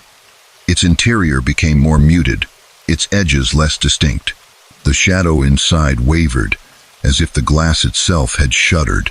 Then, piece by piece, the whole rectangle of light thinned, like a candle flame guttering in a draft. It did not go out completely, but it retreated, sinking back deeper into the trees or into itself, until it was a faint, pale presence barely visible at all. He clicked his lights back down to normal. The world seemed softer again, less stark. The window's light did not swell back to what it had been. It remained a subdued ghost of itself, a suggestion at the corner of his vision more than a clear object. Rowan opened his hand on the wheel, flexed his fingers, feeling the way his pulse had quickened. He drew in a long breath, held it, let it out slowly. The air in the cab tasted faintly of dust and lingering coffee. He told himself gently, calmly, that it was time to move on. That whatever this display was, a trick of topography and atmospheric conditions, some odd architectural outlier, fatigue pranking his senses, it did not require further investigation. The road ahead still needed driving. Freight still needed to reach where it was going. The world as a whole was indifferent to the small puzzles that presented themselves at 1:30 inches the morning on mountain turnouts. His hand went to the key, then paused. A quiet thought slid through his mind, uninvited. If he turned off the engine and the lights, he would see that window more clearly. Without his own glow and rumble to interfere, he might watch it as someone in a dark field watches a lit house. The idea had the peculiar appeal of scratching an itch. He let his hand fall away from the key. Instead, he shifted into gear, released the brake, and let the truck roll forward, the stone wall sliding past in front of him. The headlights swept across it, then across the fog that clung to the drop beyond. In that sweep, the window's pale glow flickered once, as if in farewell, then vanished, absorbed as completely by the night as if it had never been. He eased back onto the highway. The fog closed in around the truck again, recalibrating the world to a narrow tunnel of damp silver air. The familiar curves reasserted themselves under his tires. The road signs resumed their muted, reflective appearances. Next town, next mile marker, deer crossing. The radio, which had been silent but for its faint carrier hiss, startled him by coming alive again without any obvious cue. A song began, midway through not a jingle or commercial, but an old, slow tune with a voice he dimly recognized from childhood. Something his mother had hummed in the kitchen with the window open, and summer air coming in. He had never known the song's name, just the way the melody dipped and rose. The DJ did not announce it. The station ID did not break in. The song simply played, unacknowledged, then faded into another track, and another, as if the brief lapse in transmission had never existed. He drove on, the familiar, haunting line of the tune twining itself around his thoughts. Once, in a straight stretch where the fog parted just enough to see the vague outline of the far-off ridge against the sky, he glanced to his right. There was nothing there but trees and darkness. Some 20 miles later, at a well-lit rest stop near a lower elevation, he pulled in to top off his fuel. Bright sodium vapor lamps painted everything with an odd orange hue. Other trucks sat parked in their lines, some with their engines running, some dark and quiet. The small brick building that housed the restrooms and vending machines bustled gently muted voices inside, the soft thud of doors opening and closing. As he stood by the pump, watching the digital numbers climb with the flow of diesel, he overheard two other drivers talking near the entrance. Their words floated over on the cool, slightly drier air of the lower valley. "Up at Vista Point?" one of them was saying. "You seen it? The window?" The other replied, a hint of cautious humor in his voice. "Heard about it. Don't stop there much." Rowan kept his eyes on the pump, but his attention honed in on their voices in that way people have when something familiar steps carefully into someone else's conversation. "They say you only see it in fog," the first driver continued, "and only if you're the only one there. Light in the trees, no house, no nothing. Some folks say it's an old ranger station that got pulled down the hill in a slide, and what you see is left over somehow. I don't know. Left over." The second chuckled, though it sounded dry. "Like a ghost room. Like a memory of one, maybe." Their voices drifted away as they moved indoors. The pump clicked off. Rowan replaced the nozzle, screwed the cap back on, and printed his receipt. The numbers on it were mundane, specific. The ink still damp. In the fluorescent-lit restroom, staring at his reflection, he tried to decide whether he believed that such things as leftover places existed, spaces that remained in the world's fabric without the structures that had once defined them, rooms that kept a sense of themselves even after their walls had gone.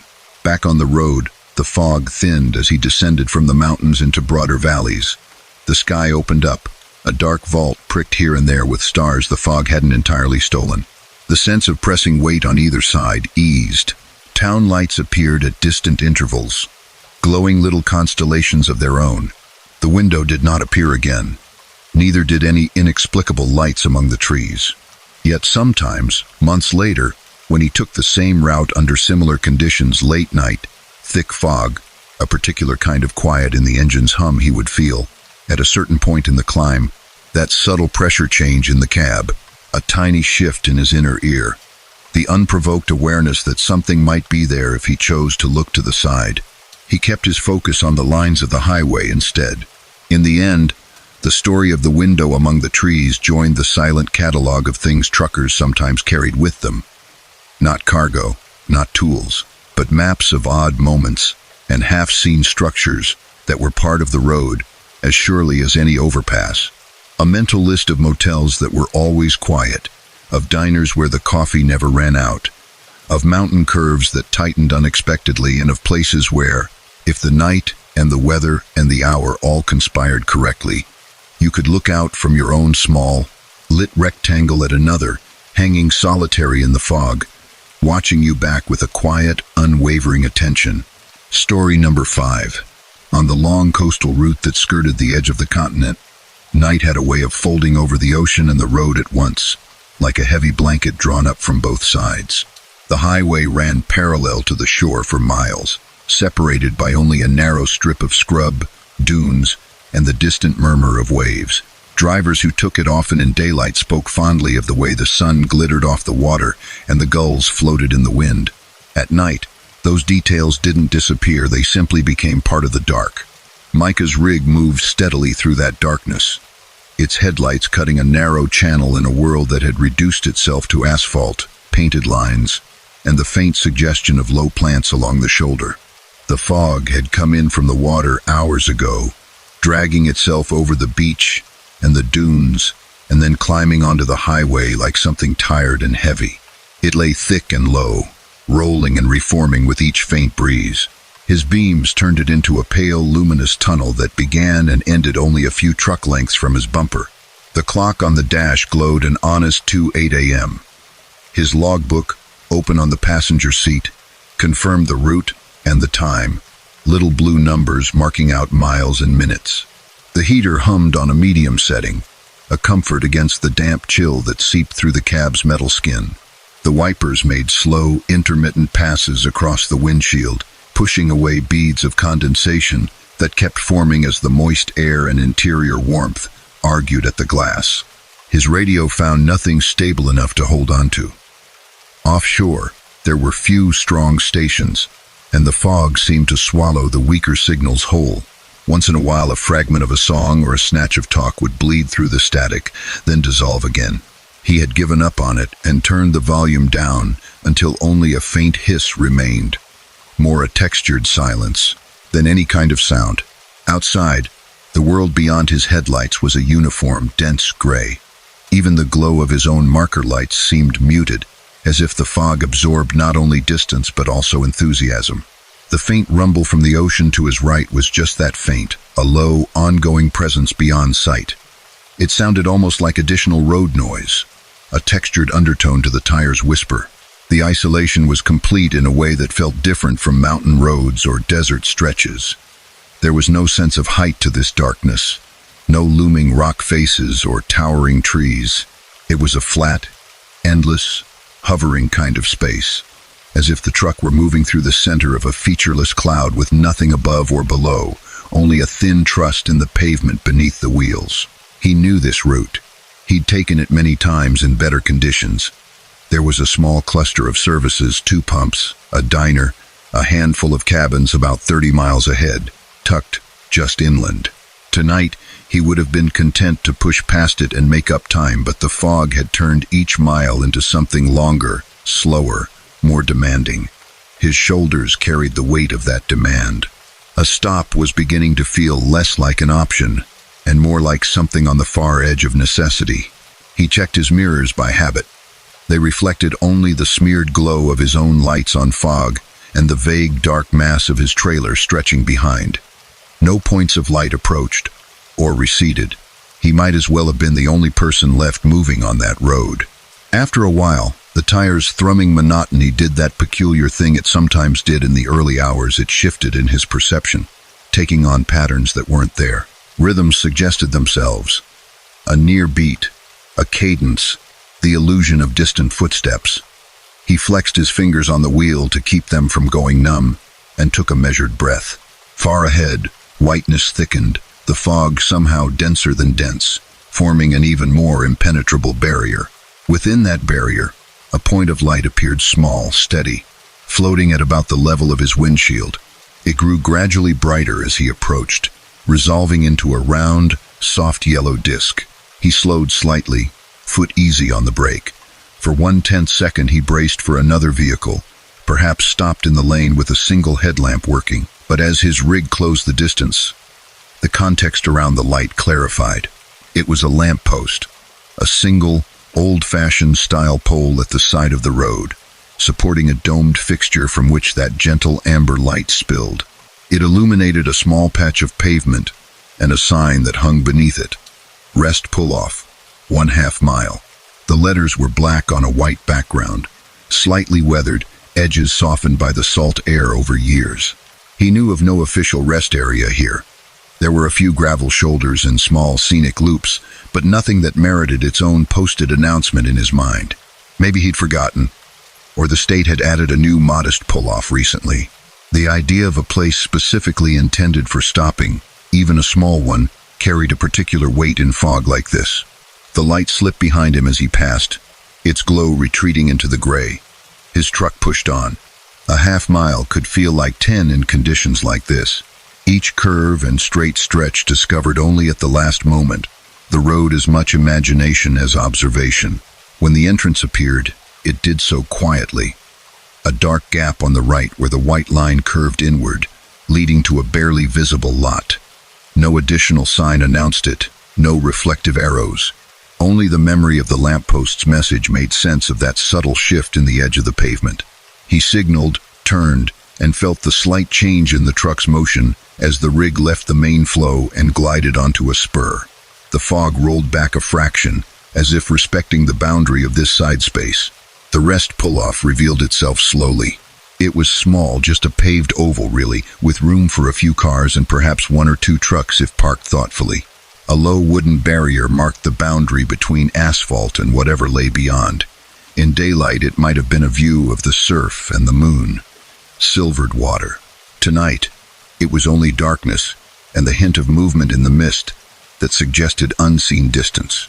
Two lampposts, like the one by the highway, stood at opposite ends of the lot, casting subdued pools of amber light. The nearest one flickered once as his truck's headlights swept over it, then steadied. The far one's glow was partially swallowed by fog, making it appear more like a hazy suggestion of a light than the thing itself. There were no other vehicles, no restrooms, no vending machines, no small building with maps and pamphlets. Just the pavement, the mist, the lights, and the muted sound of waves, a bit clearer here, as if the land had stepped aside to let the ocean's voice through. Micah parked near the far end, angled slightly so that when he pulled out, the truck would be aimed naturally toward the exit. He set the brake and let the engine idle. The familiar vibrations traveled up through the frame and into the floor at his feet. In the glow of the lamppost and his own headlights, the world shrank to a comfortable, knowable size. He sat for a moment, hands resting in his lap, listening. The sound of the waves was more than a simple roar. Now that he paid attention, it rolled and ebbed in slow patterns, not quite matching the steady tempo he associated with the ocean, but something more erratic, like breaths taken by a sleeping giant who occasionally forgot the rhythm. Between those sounds, the fog itself had a presence, a very quiet, whispering hush as it moved along surfaces and curled around objects. He shut off the engine.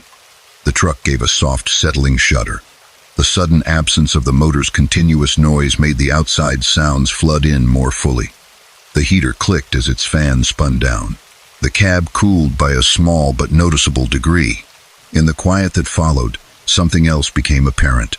Mixed into the wash of waves and the soft hiss of fog was a thin, intermittent sound, a high, quiet tone, like the ring of glass being lightly touched. It came and went at irregular intervals, too subtle to fix on easily. He leaned back, held his breath, tried to isolate it. There, a slight bell-like ping, then another, farther away, then a cluster of them, closer together, like someone slowly running a finger along the rims of several glasses at different distances. Not loud, not insistent, just present. His eyes drifted to the front windshield. The lamplight outside caught the moisture on the glass, turning it into countless tiny points of reflection. For just a second, as the fog swirled, he thought he saw the faint outline of a figure shape in that play of light, taller than a child, shorter than him, standing just beyond the truck's hood, blurred by the mist. He blinked, and the suggestion dissolved back into formless white. He considered staying put in the driver's seat, maybe closing his eyes for a 10-minute rest, letting the world beyond the cab carry on without him. But his legs felt stiff, and there was a sour dryness in his mouth that told him stretching and a sip of water would do more for him than trying to drift off in this thin, expectant hush. He took a moment to listen again. The faint glassy tones had stopped. Only the sea and the air remained. Micah opened the door. Cool, wet air washed into the cab, bringing with it salt, the faint tang of seaweed, and that particular leafless smell of damp roads. The metal step gave its usual muted clank under his boot. When he straightened, closing the door with a firm, careful pull, the outside world felt both larger and oddly less distinct, as if the fog had thickened by virtue of proximity. The two lampposts stood like quiet sentinels. Their light wasn't bright enough to push the fog away entirely, but it defined edges. The curve of the lot, the line of the wooden barrier. Beyond that barrier, where the land fell toward the water, the darkness seemed deeper, the fog more layered. The sound of the surf floated up from that depth, closer now but still lacking the visual assurance of breakers and foam. He walked a slow loop around the front of the rig, stretching his legs. His footsteps on the damp pavement made a soft, sticky sound. Moisture clung to his jacket, beading there in fine droplets that caught and softened the lamplight. The high, glassy tones returned as he turned past the truck's nose. They were quiet, but now that he was paying attention, they seemed to respond to his movement, flaring briefly when he passed under the lamppost, then falling away when he stepped out from directly beneath it. They might have been some quirk of metal contracting in the cool night, or the peculiar resonance of the light fixtures themselves, or the wind, however faint, playing on something unseen. He approached the wooden barrier and rested his hands lightly on its top rail. The wood was damp and cold under his palms. Peering out into the fog, he saw only a gradient of gray growing darker with distance, like layers of gauze stacked and receding. He could almost imagine the waves, individually rising and breaking below, but the mist kept them as sound only. There was something both soothing and disorienting about knowing that a vast, restless body of water lay just out of sight. For a moment he closed his eyes, just to listen. The ocean's sound shifted again in his mind into something almost like breath, or like a crowd far away speaking too softly and too all at once to clearly separate any one voice. The faint chime-like pings wove through that murmur, here and there, like tiny, deliberate notes in a largely improvisational song. He opened his eyes. A few yards to his left, at the edge of the lamppost's light, stood a payphone. He was sure it hadn't been there when he'd first looked around. His gaze had swept a full arc of the lot, taking in the barrier, the two lampposts, the emptiness beyond. Yet now, unmistakable, there it was. An old-fashioned payphone mounted on a short metal post, its weathered housing painted a dull blue, edges chipped to reveal bare metal beneath. The handset hung in its cradle. The small, rectangular sign at the top bore no phone company logo, just the word phone in peeling white letters. The metal cord looked intact, if a little stiff with age. A shallow concrete pad sat underneath it, thin bits of moss creeping at its edges. Micah stood for a second, oddly rooted. The sight of it stirred a peculiar nostalgia. He remembered such phones in rest areas and gas stations when he'd first started driving. Before everyone carried their own little rectangles of communication, they had been lifelines then to dispatchers, to family, to anyone at the other end of the line that the coins in your pocket could reach. This one stood alone in the fog. No building, no sign nearby explaining its purpose. The chime-like tones pinged again, a hair louder, then stilled. He glanced back at his truck, as if to confirm that yes, it was still there, still solid and ordinary, its familiar shape anchoring him. It was. The lamplight glinted on its chrome and painted metal. The windows reflected only the vague brightness of the poles. Curiosity carried him the rest of the way to the phone. Up close, its age became clearer. Rust laced the edges of the housing. The plexiglass side panels were fogged with scratches and faint salt residue. The keypad numbers were worn, some digits half erased by years of fingers. Where the coin slot should have been, there was instead a blank, smooth panel of metal, as though it had never been cut. He reached out and nudged the handset in its cradle. It shifted with a small, plasticky creak, no different from any other long disused receiver. The cold mist immediately dampened his fingers. For reasons he didn't examine too closely, he lifted the handset. It was heavier than he remembered such things being, its weight both reassuring and strange. He brought it to his ear. There was sound on the line. Not the vacant hum of a dead connection, not the sharp buzz of a problem, but a soft, continuous wash of noise, almost identical to the sound of the waves below. For a disorienting instant, he wondered if he were still hearing the ocean with his uncovered ear, but when he pulled the receiver slightly away, the surf in the air remained, while the surf in the receiver ebbed. He listened more carefully. Underneath the wave sound, or perhaps woven into it, there were other sounds, a thin layer of voices, incredibly distant, as if the phone line stretched not across miles of cable but along the very edge of the sea. The voices weren't clear, no individual words rising, only an impression of conversation, phrases starting and ending, questions posed, responses made. The tone of them was calm, not alarmed, Not sobbing, not laughing, simply neutral. The chime-like pings he'd heard in the lot now sounded directly in his ear, muted and clean. A single, high note now and then, like someone tapping a glass to clear attention gently before speaking. Yet no one spoke directly to him. "Hello?" he said into the receiver, slightly self-conscious at the smallness of his own voice against that layered murmur. His breath sounded too loud in the mouthpiece. The ocean hum did not change. The distant voices neither sharpened nor paused. The phone did not click or react. He tried again. "Hello? Is someone there?" For a brief second he thought he heard, in the far background of that watery murmur, his own voice coming back to him quieter and delayed, asking the same question. It was barely there, half covered by other sounds, but it sat at just the right pitch and cadence to make his spine tighten. He waited. The comfort of the receiver's weight in his hand shifted, became more complex, no longer just a nostalgic anchor, but something he now felt compelled to either keep holding or put down decisively. On the other end, a new sound emerged without warning. It was not a voice, exactly more like the feeling of a voice. A subtle shift in tone, a narrowing of the ocean noise, as if a channel had been opened within it. A sense of being regarded. Then, in a low, indistinct way that felt more like understanding conveyed than sound heard, he became aware of a question. It did not form in language he could quote, but it lay in his mind with clarity all the same. "Where are you?" The oddest part was that the question did not feel curious, accusatory, frightened, or even politely interested. It was asked the way one might confirm a shipping address, a piece of necessary information in a logistics process.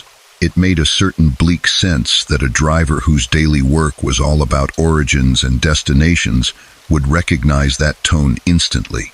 He swallowed. The sensible responses lay ready on his tongue.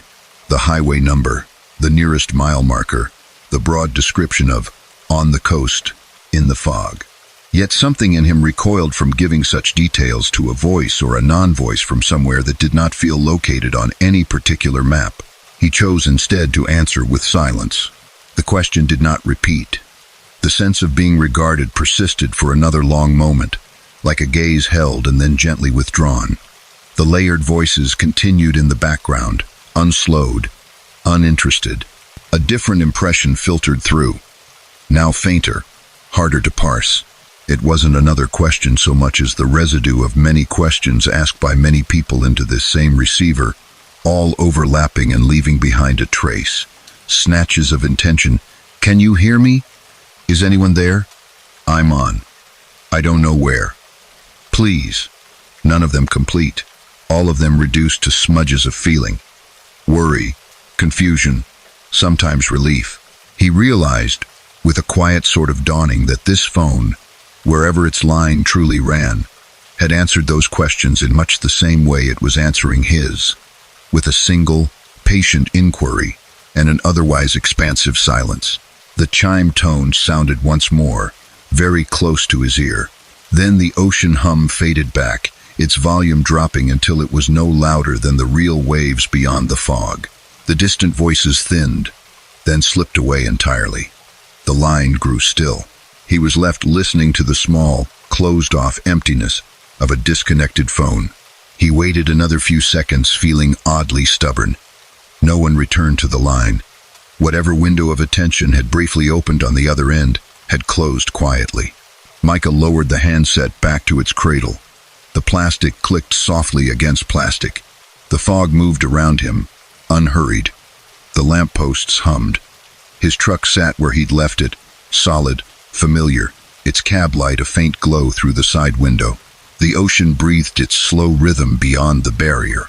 The payphone stood quietly at his elbow, no different in appearance than it had been a few minutes before. Up close, it seemed small and unassuming, just a box of metal and plastic anchored in concrete. The strange, numinous quality it had taken on while he held the receiver evaporated, as if that state only existed in the thin line between ear and earpiece. He stepped back, hands sliding into his jacket pockets.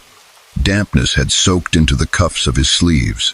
He found himself acutely aware of the fact that, in the eyes of anyone or anything watching, he had just walked over to a silent corner of a foggy pull-off and stood, motionless, with a piece of old hardware pressed to his ear, speaking into an empty device. The notion almost made him smile. A small, tired huff of air escaped him. In some ways, it was no stranger than people staring at glowing rectangles in their hands in buses and waiting rooms, talking into headsets that others couldn't see. Technology had never needed an audience to look a little ridiculous. He went back to the truck. Climbing into the cab felt like stepping from one self-contained world to another. The interior air was warmer, tinged with the faint scent of himself, the upholstery, the ghost of earlier meals. He closed the door with a firm thunk, sealing the fog out. Droplets of moisture clung to the side window, catching the lamplight in tiny halos. He turned the key. The engine came alive, shaking the cab in friendly greeting. The heater fan resumed its low, determined work. Dashboard lights glowed, instruments steady and indifferent to anything but their own narrow domains. For a fleeting second, he wondered if the radio would suddenly behave differently, as if some channel might have been opened or aligned. He turned the volume knob up a little. Static, a hint of something distant. Then, oddly, a faint melodic line emerged. Barely audible, a few notes played on what sounded like a piano, slow and minor. It was so delicate he couldn't be sure it was being broadcast at all, or if his brain was stitching it from the noise. The sequence of notes repeated once, then vanished back into the hiss. No DJ spoke. No song followed. He turned the knob back down. Putting the rig into gear, he released the brake and eased the truck forward. The lot's damp asphalt rolled beneath him, the wooden barrier sliding by in the edge of his vision. As he passed the payphone, its outline briefly intersected with his headlight beams. For that fraction of a second, the glass panels at its sides reflected his lights back in a way that suggested other reflections layered beneath his own faces, maybe, or simply shapes, a trick of angles. Then he was at the mouth of the pull-off, turning back onto the highway. The lampost's glow receded. The road accepted him again into its narrow, fog-walled corridor. As he merged, he checked his mirror. In the rear view, the little lot appeared like a faint, illuminated impression within the fog, a small, oval halo of amber. The payphone was a thin, dark stroke against that light, almost insignificant in scale. For a heartbeat just before the mist collapsed behind him and erased the view, he thought he saw the outline of a figure standing at the phone, receiver to ear, posture attentive. He blinked, and the fog drew a curtain over the entire scene. The road ahead lay as before, 2 lanes of damp asphalt, intermittent stripes, the soft, unending tunnel. His hands found their most natural resting place on the wheel. His body settled back into its usual alignment with the truck's motion. The miles resumed. After some time, the fog eased. It thinned first to a gentle haze that made distant lights bloom softly, then to low strands that clung mostly to the ground. The sky opened a bit, revealing a few shy stars. Inland, a scattering of farmhouse lamps and porch lights began to show. A faint brightening in the east hinted that dawn was considering its first steps. The small cluster of services he'd expected eventually came and went, a diner sign glowing, a couple of cars in the gravel lot, a single-tired truck backed into a corner. Their shapes and colors were ordinary, comforting. He didn't feel any particular need to stop again. At the next larger truck stop he reached, hours later, he asked the clerk casually if there was a designated rest pull-off on that stretch of coastal highway, one with just a couple of lampposts, nothing more. The clerk frowned, thought, then shook her head. Not that I know of. Just the overlook by mile marker, 93. But that's got a bathroom building. Been there since before I started. He nodded, thanked her, didn't press. When he checked his phone log, no outgoing calls had been recorded around 2 a.m. There was no history of a payphone use, no odd charges. Of course there wouldn't be. That wasn't how old roadside phones worked. In the weeks that followed, he took that route again a few times. Some nights it was clear, some nights it rained, some nights the fog thinned and thickened in inconsistent patches. He watched for the lamppost on the shoulder, the small white sign in its amber glow. Sometimes he saw a light that could have been it, but by the time he reached where it should have been, there was only guardrail and a dark mile marker. Other times, no light appeared at all, just the smooth monotony of fog and road. He never again rolled into that exact small haloed pull-off with its 2 lampposts and quiet barrier and salt-softened payphone. Or if he did, the place wore a different shape, more concrete, more paint, the addition of structures that tied it too firmly to maps and maintenance schedules. Still, there were nights, especially when the fog came in heavy and the world narrowed, when the faint glassy chime of a struck rim seemed to lace itself through the sound of the tires on wet pavement. On those nights, if he let his mind relax into the monotony, he could almost feel the phantom weight of an old handset in his palm, cool and solid, and hear a voice that wasn't quite a voice, asking a simple, grounding question, "Where are you?" And he would answer it, quietly, to himself, with the only certainty that ever really mattered out there. Here, on the road, between somewhere and somewhere else. Story number 6. The prairie highway at night had a way of erasing the idea of edges. During the day, you could see where the land ended and the sky began flat fields stretching out until they met a sharp, clean horizon. After sundown, especially under heavy cloud and fog, that horizon vanished. The road seemed to float in an endless, gently humming space. Its lines the only evidence that someone had once decided which direction was forward. Jonah's rig moved through that space with patient, measured momentum. His headlights cast 2 cones of pale light ahead, dissolving into the fog well before they touched anything like distance.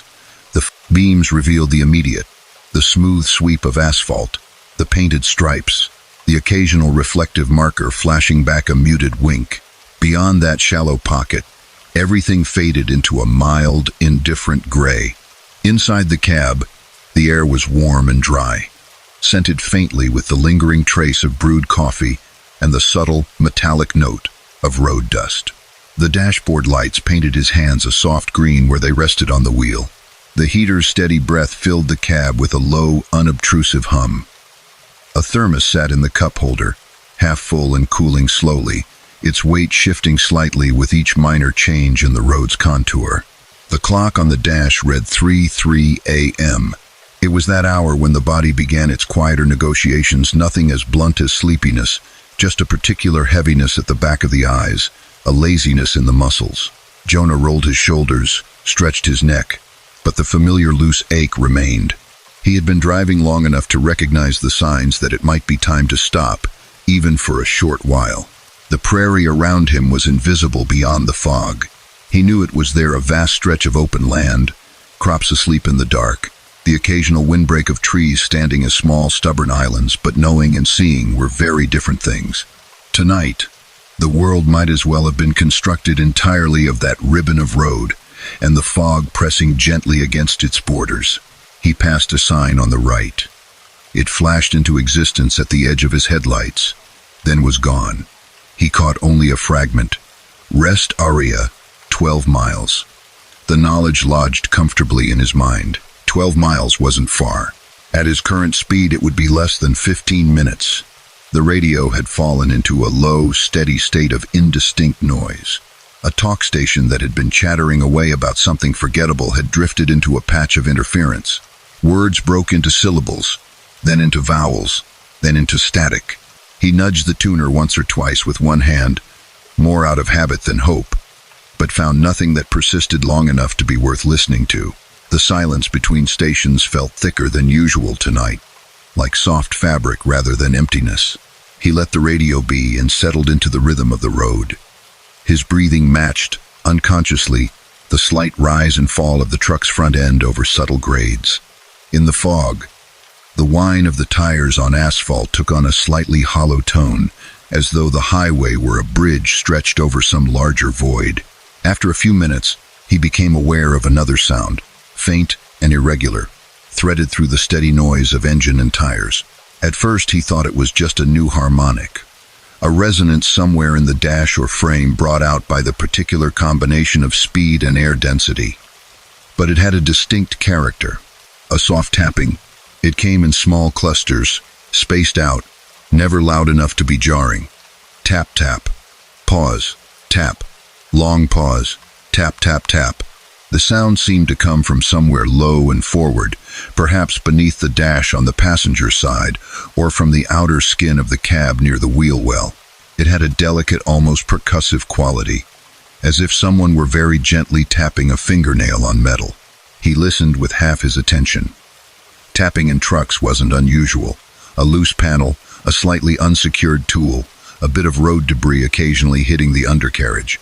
As long as it didn't become rhythmic in a way that suggested a mechanical issue, it was usually harmless. Still, the pattern, if it could be called that, pricked at some more alert part of his mind. Tap, tap, tap, pause, tap. He glanced at the gauges. Oil pressure, temperature, voltage, all where they should be. The engine sounded as it always did. The steering felt right. The truck behaved like itself. The tapping stopped just as quietly as it had started. A minute later, it began again. This time, softer. Tap. Long pause. Tap. Tap. The rhythm was almost question-like, though he knew that was his brain imposing a shape on it. The mind liked questions.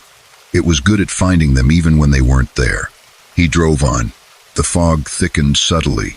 It didn't change color or obvious texture, but its presence became more tactile, its weight more palpable. The beams of his headlights seemed to bounce back a little more insistently, washing the cab interior with a faint, unfocused glow. He passed another sign, or thought he did. A pale rectangle loomed, then slid by before his eyes could anchor on it. He hadn't seen any text. His mental count told him the rest area sign should be coming up again, closer now. Rest area, 2 miles or something like that. He kept an eye on the right-hand side of the road. The tapping resumed, a fraction louder and extended. Tap, tap, tap. Pause. Tap, tap, tap, tap. There was a peculiar deliberateness about it now, like someone testing the material of the truck. He listened for any change in pitch that might indicate something looser, more serious. The sound remained thin, like contact from the outside, rather than something internal failing. "You're hearing things," he said aloud, his voice low in the cab. Speaking made him feel more situated in the space, his own sound bouncing back from the windshield and sides. The words disappeared into the cloth and plastic, leaving the interior just as it had been. The highway's invisible markers slid by. A barely perceptible change in the pavement's tone, a faint impression of an exit ramp shadowing away somewhere to the left, the distant suggestion of a farmhouse light in the fog, then nothing. The world beyond the truck remained formless and abstract. At last a sign emerged. Rest area, 1 mile. Its comfort was out of proportion to the information it carried.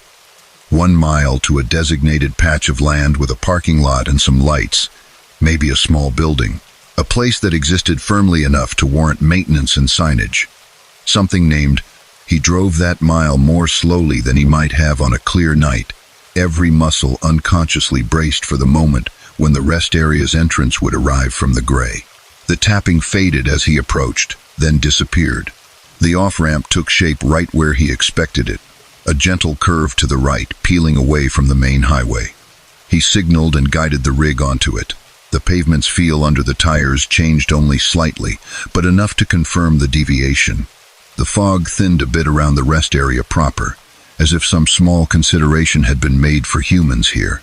A wide lot opened before him, its layout revealed piece by piece as his headlights swept across it.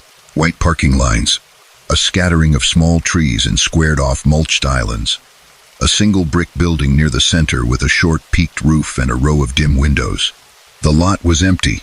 No other trucks, no cars. The lamps on their tall poles cast weak cones of amber light that didn't quite reach the edges. Beyond the lot, the fog thickened into a soft wall again, hiding whatever fields or low structures might lurk in the prairie sump beyond. He chose a pull-through slot parallel to the building, set the brake, and let the rig idle for a while. The engine's steady hum sounded intensified now that it wasn't accompanied by the constant motion under the tires. The tapping had ceased entirely. Whatever it had been, it chose not to follow him into stillness. After a minute, he turned the key and shut the engine down. The truck gave a gentle shiver as everything inside it relaxed. The heater's fan coasted to a stop.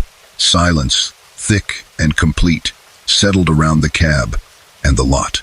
Outside, the air seemed to hold its own breath. He sat in the quiet for a bit longer than he'd intended, hands still lightly touching the steering wheel. The space around him had the quality of a room waiting for someone to speak. No distant engines, no wind-rattling signs or trees. Even the usual nocturnal insect buzz was absent or smothered. Eventually, habit nudged him. He reached for the door handle, opened it, and climbed down to the asphalt. The air was cold in that particular damp way that made itself known more by feel than temperature sliding under his collar, settling lightly on his hair. The fog glowed softly in the pooled lights, swirling in lazy, tangled patterns. Each breath he took came back to him as a brief, visible cloud. The tapping started again. This time it was clearly outside the truck. It seemed to come from somewhere just beyond the front bumper, faint but present. Tap, tap, tap. It wasn't the sharp clack of metal on metal, but something softer, a knuckle, perhaps, or a small stone flicked with a thumb. He froze for a moment, listening. The sound repeated. Tap, tap, pause, tap. He walked slowly toward the front of his rig, boots making a muted crunch on the salt-streaked pavement. The fog thickened slightly in that direction, moving across the lot in a subtle, sideways current. The truck's grille and bumper emerged from that grayness in stages, chrome dulled, license plate damp, headlights now dark. No one stood there. The space in front of the truck was empty save for mist and air. The tapping continued anyway. It was softer up close, as if embarrassed by his scrutiny.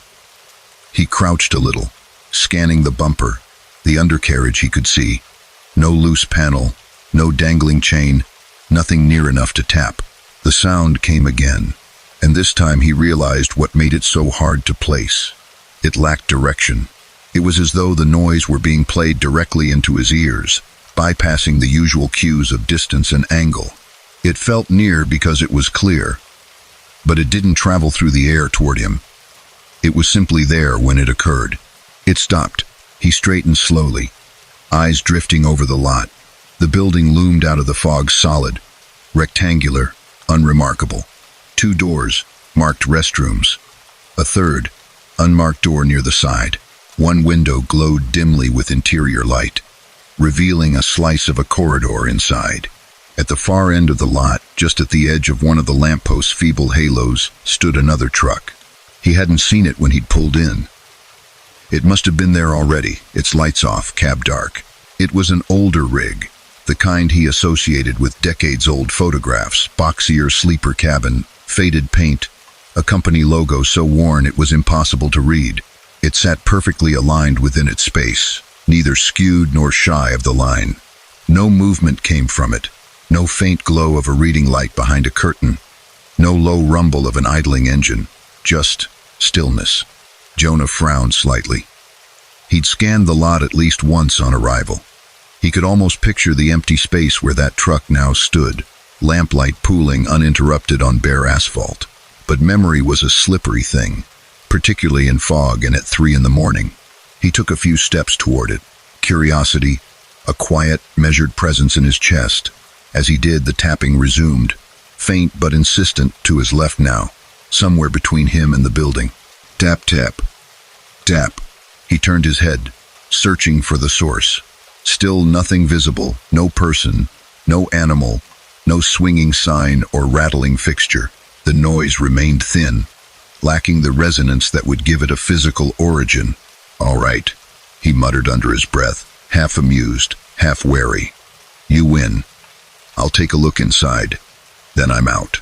The building's door handle was cold and a little slick with condensation. He pulled it open. The quiet inside the small lobby was deeper than the quiet outside, in the way that padded rooms soften sound.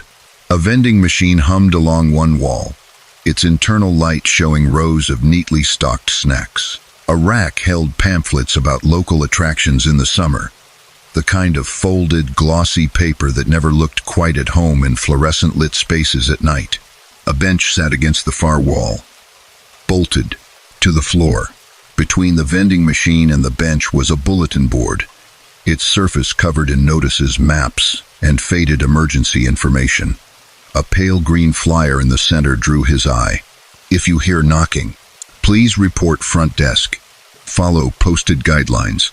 There was no front desk in this little building, no attendance booth, no office door open and waiting. The flyer seemed to have been copied from some more populated facility and reused without much thought. Beneath those words, in smaller print, were the posted guidelines. Do not engage from outside your vehicle. Do not open exterior doors in response. If necessary, relocate to a different facility. He read them twice, slowly. The paper was slightly wrinkled, pinholes at its corners rusted. It wasn't new, but it wasn't ancient either. Behind him, the tapping sounded again. This time it came very clearly from the lobby itself. 3 gentle taps against the glass of the entrance door he'd just come through. He turned. The fog beyond the door's pane made the world outside seem like a blurred photograph. The lot's lamplight diffused into a uniform glow. Nothing precise moved in that gray field.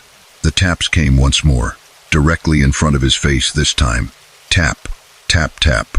The glass did not tremble, but the sound had the intimacy of knuckles on a window a few inches from his nose. He had the distinct, uneasy impression of someone or something standing just outside that door, at normal human height, arm raised in a casual, patient motion. Yet even squinting, he saw no outline, no dark shape interrupting the glow. His pulse had quickened without his noticing. He took a quiet, steadying breath and stepped closer to the door. The tapping ceased as he approached. Only his own reflection looked back at him now in the glass, faint and doubled by the mist. He stood there for a moment, senses pricked. The silence hummed. Movement at the edge of his vision made him glance toward the bulletin board. Another notice, half covered by a state map, had caught some of the air's damp and curled slightly at a corner. He moved the map aside. This second notice was older, its ink more faded. Unexplained activity report. Staff use. Dat. Blank. Time. Tame die. 2. Location. Description. Several lines had been filled in on different dates. The cramped handwriting of various employees overlapping. Persistent knocking, no visitor present. Driver reported tapping all night on cab, no debris found. Sound ceased when leaving facility boundary. No names, no formal stamps, just notes, recorded and pinned for no one in particular. Jonah let the map fall back over the notice, obscuring it again. Something about leaving those words visible made the air feel more crowded. People had heard this before. They had tried to fit it into forms and boxes. The attempts had not clarified much. He washed his hands in the restroom, more for something to do than out of actual need. The water ran lukewarm. The mirror reflected his face under the thin, fluorescent lighting, tired eyes, faint stubble, a neutral expression. Nothing in that reflection suggested anything unusual except perhaps the tightness around his mouth. When he stepped back outside, the rest area greeted him exactly as before. The fog, the lamp posts, the dull brick. His rig sat where he'd left it, quiet. The older truck at the far end of the lot remained in its place, unchanged. The tapping returned as he walked toward his own truck. It seemed to drift with him now, never directly at his feet, but always somewhere close. Tap, tap, tap. It was as if whatever produced it was carefully matching his pace, staying just at the edge of his immediate awareness. At one point, the sound seemed to come from the other truck's direction, a slightly more hollow timbre as if against a different metal. He glanced that way. The other rig's cab was dark. No cab lights, no signs of movement. Its windows reflected the lot's lamps and little else. Yet the tapping persisted, now faintly echoed against that distant shape, as if testing it too. He reached his own door, put a hand on the handle, and paused. The guidelines on the flyer flickered through his thoughts in a low, implicit way. Do not engage from outside your vehicle. He had stepped out. He had entered a building. He had listened to sounds that did not present themselves fully. Maybe that counted as engagement. Maybe it didn't. Either way, he had no interest in finding out what might happen if he lingered long enough for curiosity on the other side of the glass to grow. He climbed into the cab and closed the door firmly. The interior felt immediately different. Smaller, yes, but also more defined. The sounds outside dulled. The tapping muted to a faint, almost polite presence, like a neighbor gently knocking from far down a long hallway. He started the engine. The familiar sequence of noises filled the cab. Starter whine, engine catch, rumble settling into idle. The vibrations ran up through the seat and wheel. The heater fan began its low exhale again. The tapping shifted in response. It did not grow louder, but it seemed to move upward, as though traveling along the truck's frame, searching for new surfaces. For a brief second, the sound resonated near the driver's side window. 3 taps spaced out, distinct. He could imagine in that instant the outline of a hand there, inches from his shoulder on the other side of the glass. He kept his eyes on the dash, hands on the wheel. His breath remained slow, deliberate. The noise faded back toward the front of the cab. He eased the rig into gear and released the brake. The truck rolled forward, heavy but compliant. The lot's lines slid beneath him. The lamppost's light shifted across the windshield. As he aimed the truck toward the exit lane, the tapping became more erratic, short flurries, scattered taps in no discernible rhythm. It reminded him, unexpectedly and not comfortably, of insects pattering against a window trying to find their way through.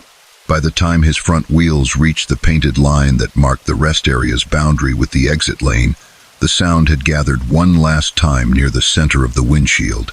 Tap, tap, tap. It wasn't loud, but it was sharply distinct, delivered with a firmness that felt like emphasis, a punctuation mark. Then, as the truck crossed onto the ramp proper, leaving the lot behind, the tapping stopped. Not tapered, not trailed off. Stopped, as if it had never been there. He merged back onto the main highway. The fog welcomed him again, its edges folding around his field of view, making the rest area beyond his mirrors vanish quicker than it should have. For a few miles he listened closely for any residual sounds. The usual creaks and clicks of a moving rig asserted themselves, the faint rattle in the overhead compartment, the soft squeak of a belt under a particular kind of acceleration. No tapping. The radio, which he had left on its static murmur, suddenly found a station. A soft-spoken voice emerged mid-sentence, talking about atmospheric conditions across the plains, low-pressure systems, moisture in the air. The weather report was mundane, entirely unrelated to anything that might knock at windows. He let it play. The human cadence was a comfort. Another sign loomed up from the fog after some time. Rest area, 37 miles. Its presence had a different flavor now. He thought of the guidelines pinned in that small lobby, the partial reports, the old truck in the far corner. The idea of stopping again so soon did not appeal. He drove on, the miles between facilities stretching out like calm water. Later, when dawn finally began to lighten the sky behind the clouds, the fog thinned to a hazy veil. The prairie revealed itself in soft, muted colors, brown stubble of fields, gray fence lines, occasional clusters of leafless trees. The road felt less like a bridge over nothing and more like a sensible path between real places. At a larger, busier truck stop that afternoon, he mentioned, almost in passing, the odd tapping to another driver at the coffee counter. The man, older, hair gone mostly white under his cap, gave Jonah a slow, considering look. "Out at the mile 60 rest area?" the man asked. Jonah thought back to the sign. The math fit. Could be. The older driver shrugged one shoulder. "Folks say the place makes its own company sometimes. I don't know. Only thing I know is if something out there wants to knock on my truck, it can do it all night. I'm not opening the door." "Guidelines say the same," Jonah replied. "Guidelines?" The man's eyebrows lifted. "In the lobby. Little flyer about unexplained knocking." The man frowned faintly, thinking, "Haven't seen that. Last time I was there was, 2 years back? 3? Lobby had a soda machine, couple of maps, that's it. No flyers." Jonah sipped his coffee, feeling the grounding weight of the ceramic mug. The details of that bulletin board, the rusted pinholes, the overlapping notices, flipped through his mind. They had felt lived in, like something that had been there, and referred to over time. But time, in places like that, was a peculiar thing. On his next run through that stretch, the night clear and the fog absent, he made a point of checking. The rest area at that mile marker existed. The lot looked the same in layout. The building stood where he remembered. The bulletin board in the small lobby held state maps, a list of emergency numbers, and a schedule for snowplow operations. No flyer about knocking. No unexplained activity report. The vending machine hummed in the same corner. He stood there a little longer than necessary, hands at his sides, the quiet of the empty building settling around him.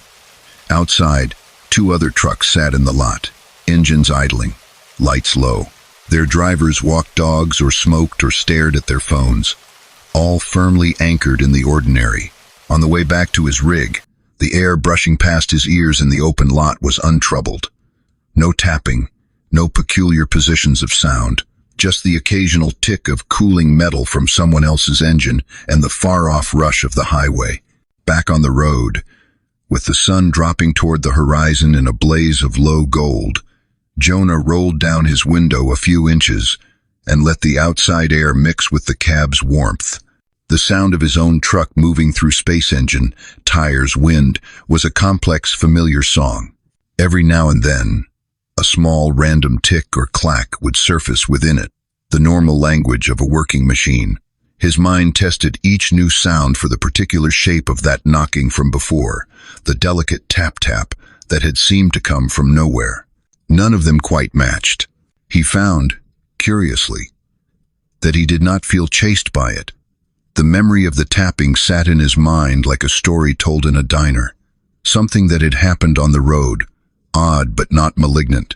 A reminder that between the bright, obvious fixtures of highways, ramps, signs, buildings, there were small pockets where the world's habits flexed, and places where even something as simple as a sound could travel without a clear source. On thick, fog-bound nights after that, if the radio steered him into silence and the horizon erased itself again, he would sometimes hear, far back in the mix of engine and air, the phantom suggestion of a knock, a soft, testing tap. When it came, he did what he had decided quietly. That first night he'd read the flyer and heard the sound up close. He stayed in his seat. He kept his eyes on the road. He let whatever was out there knock on its own side of the glass, and he carried on, a small lit capsule moving through the fog, heading from one named place to another across the wide, unnamed spaces between.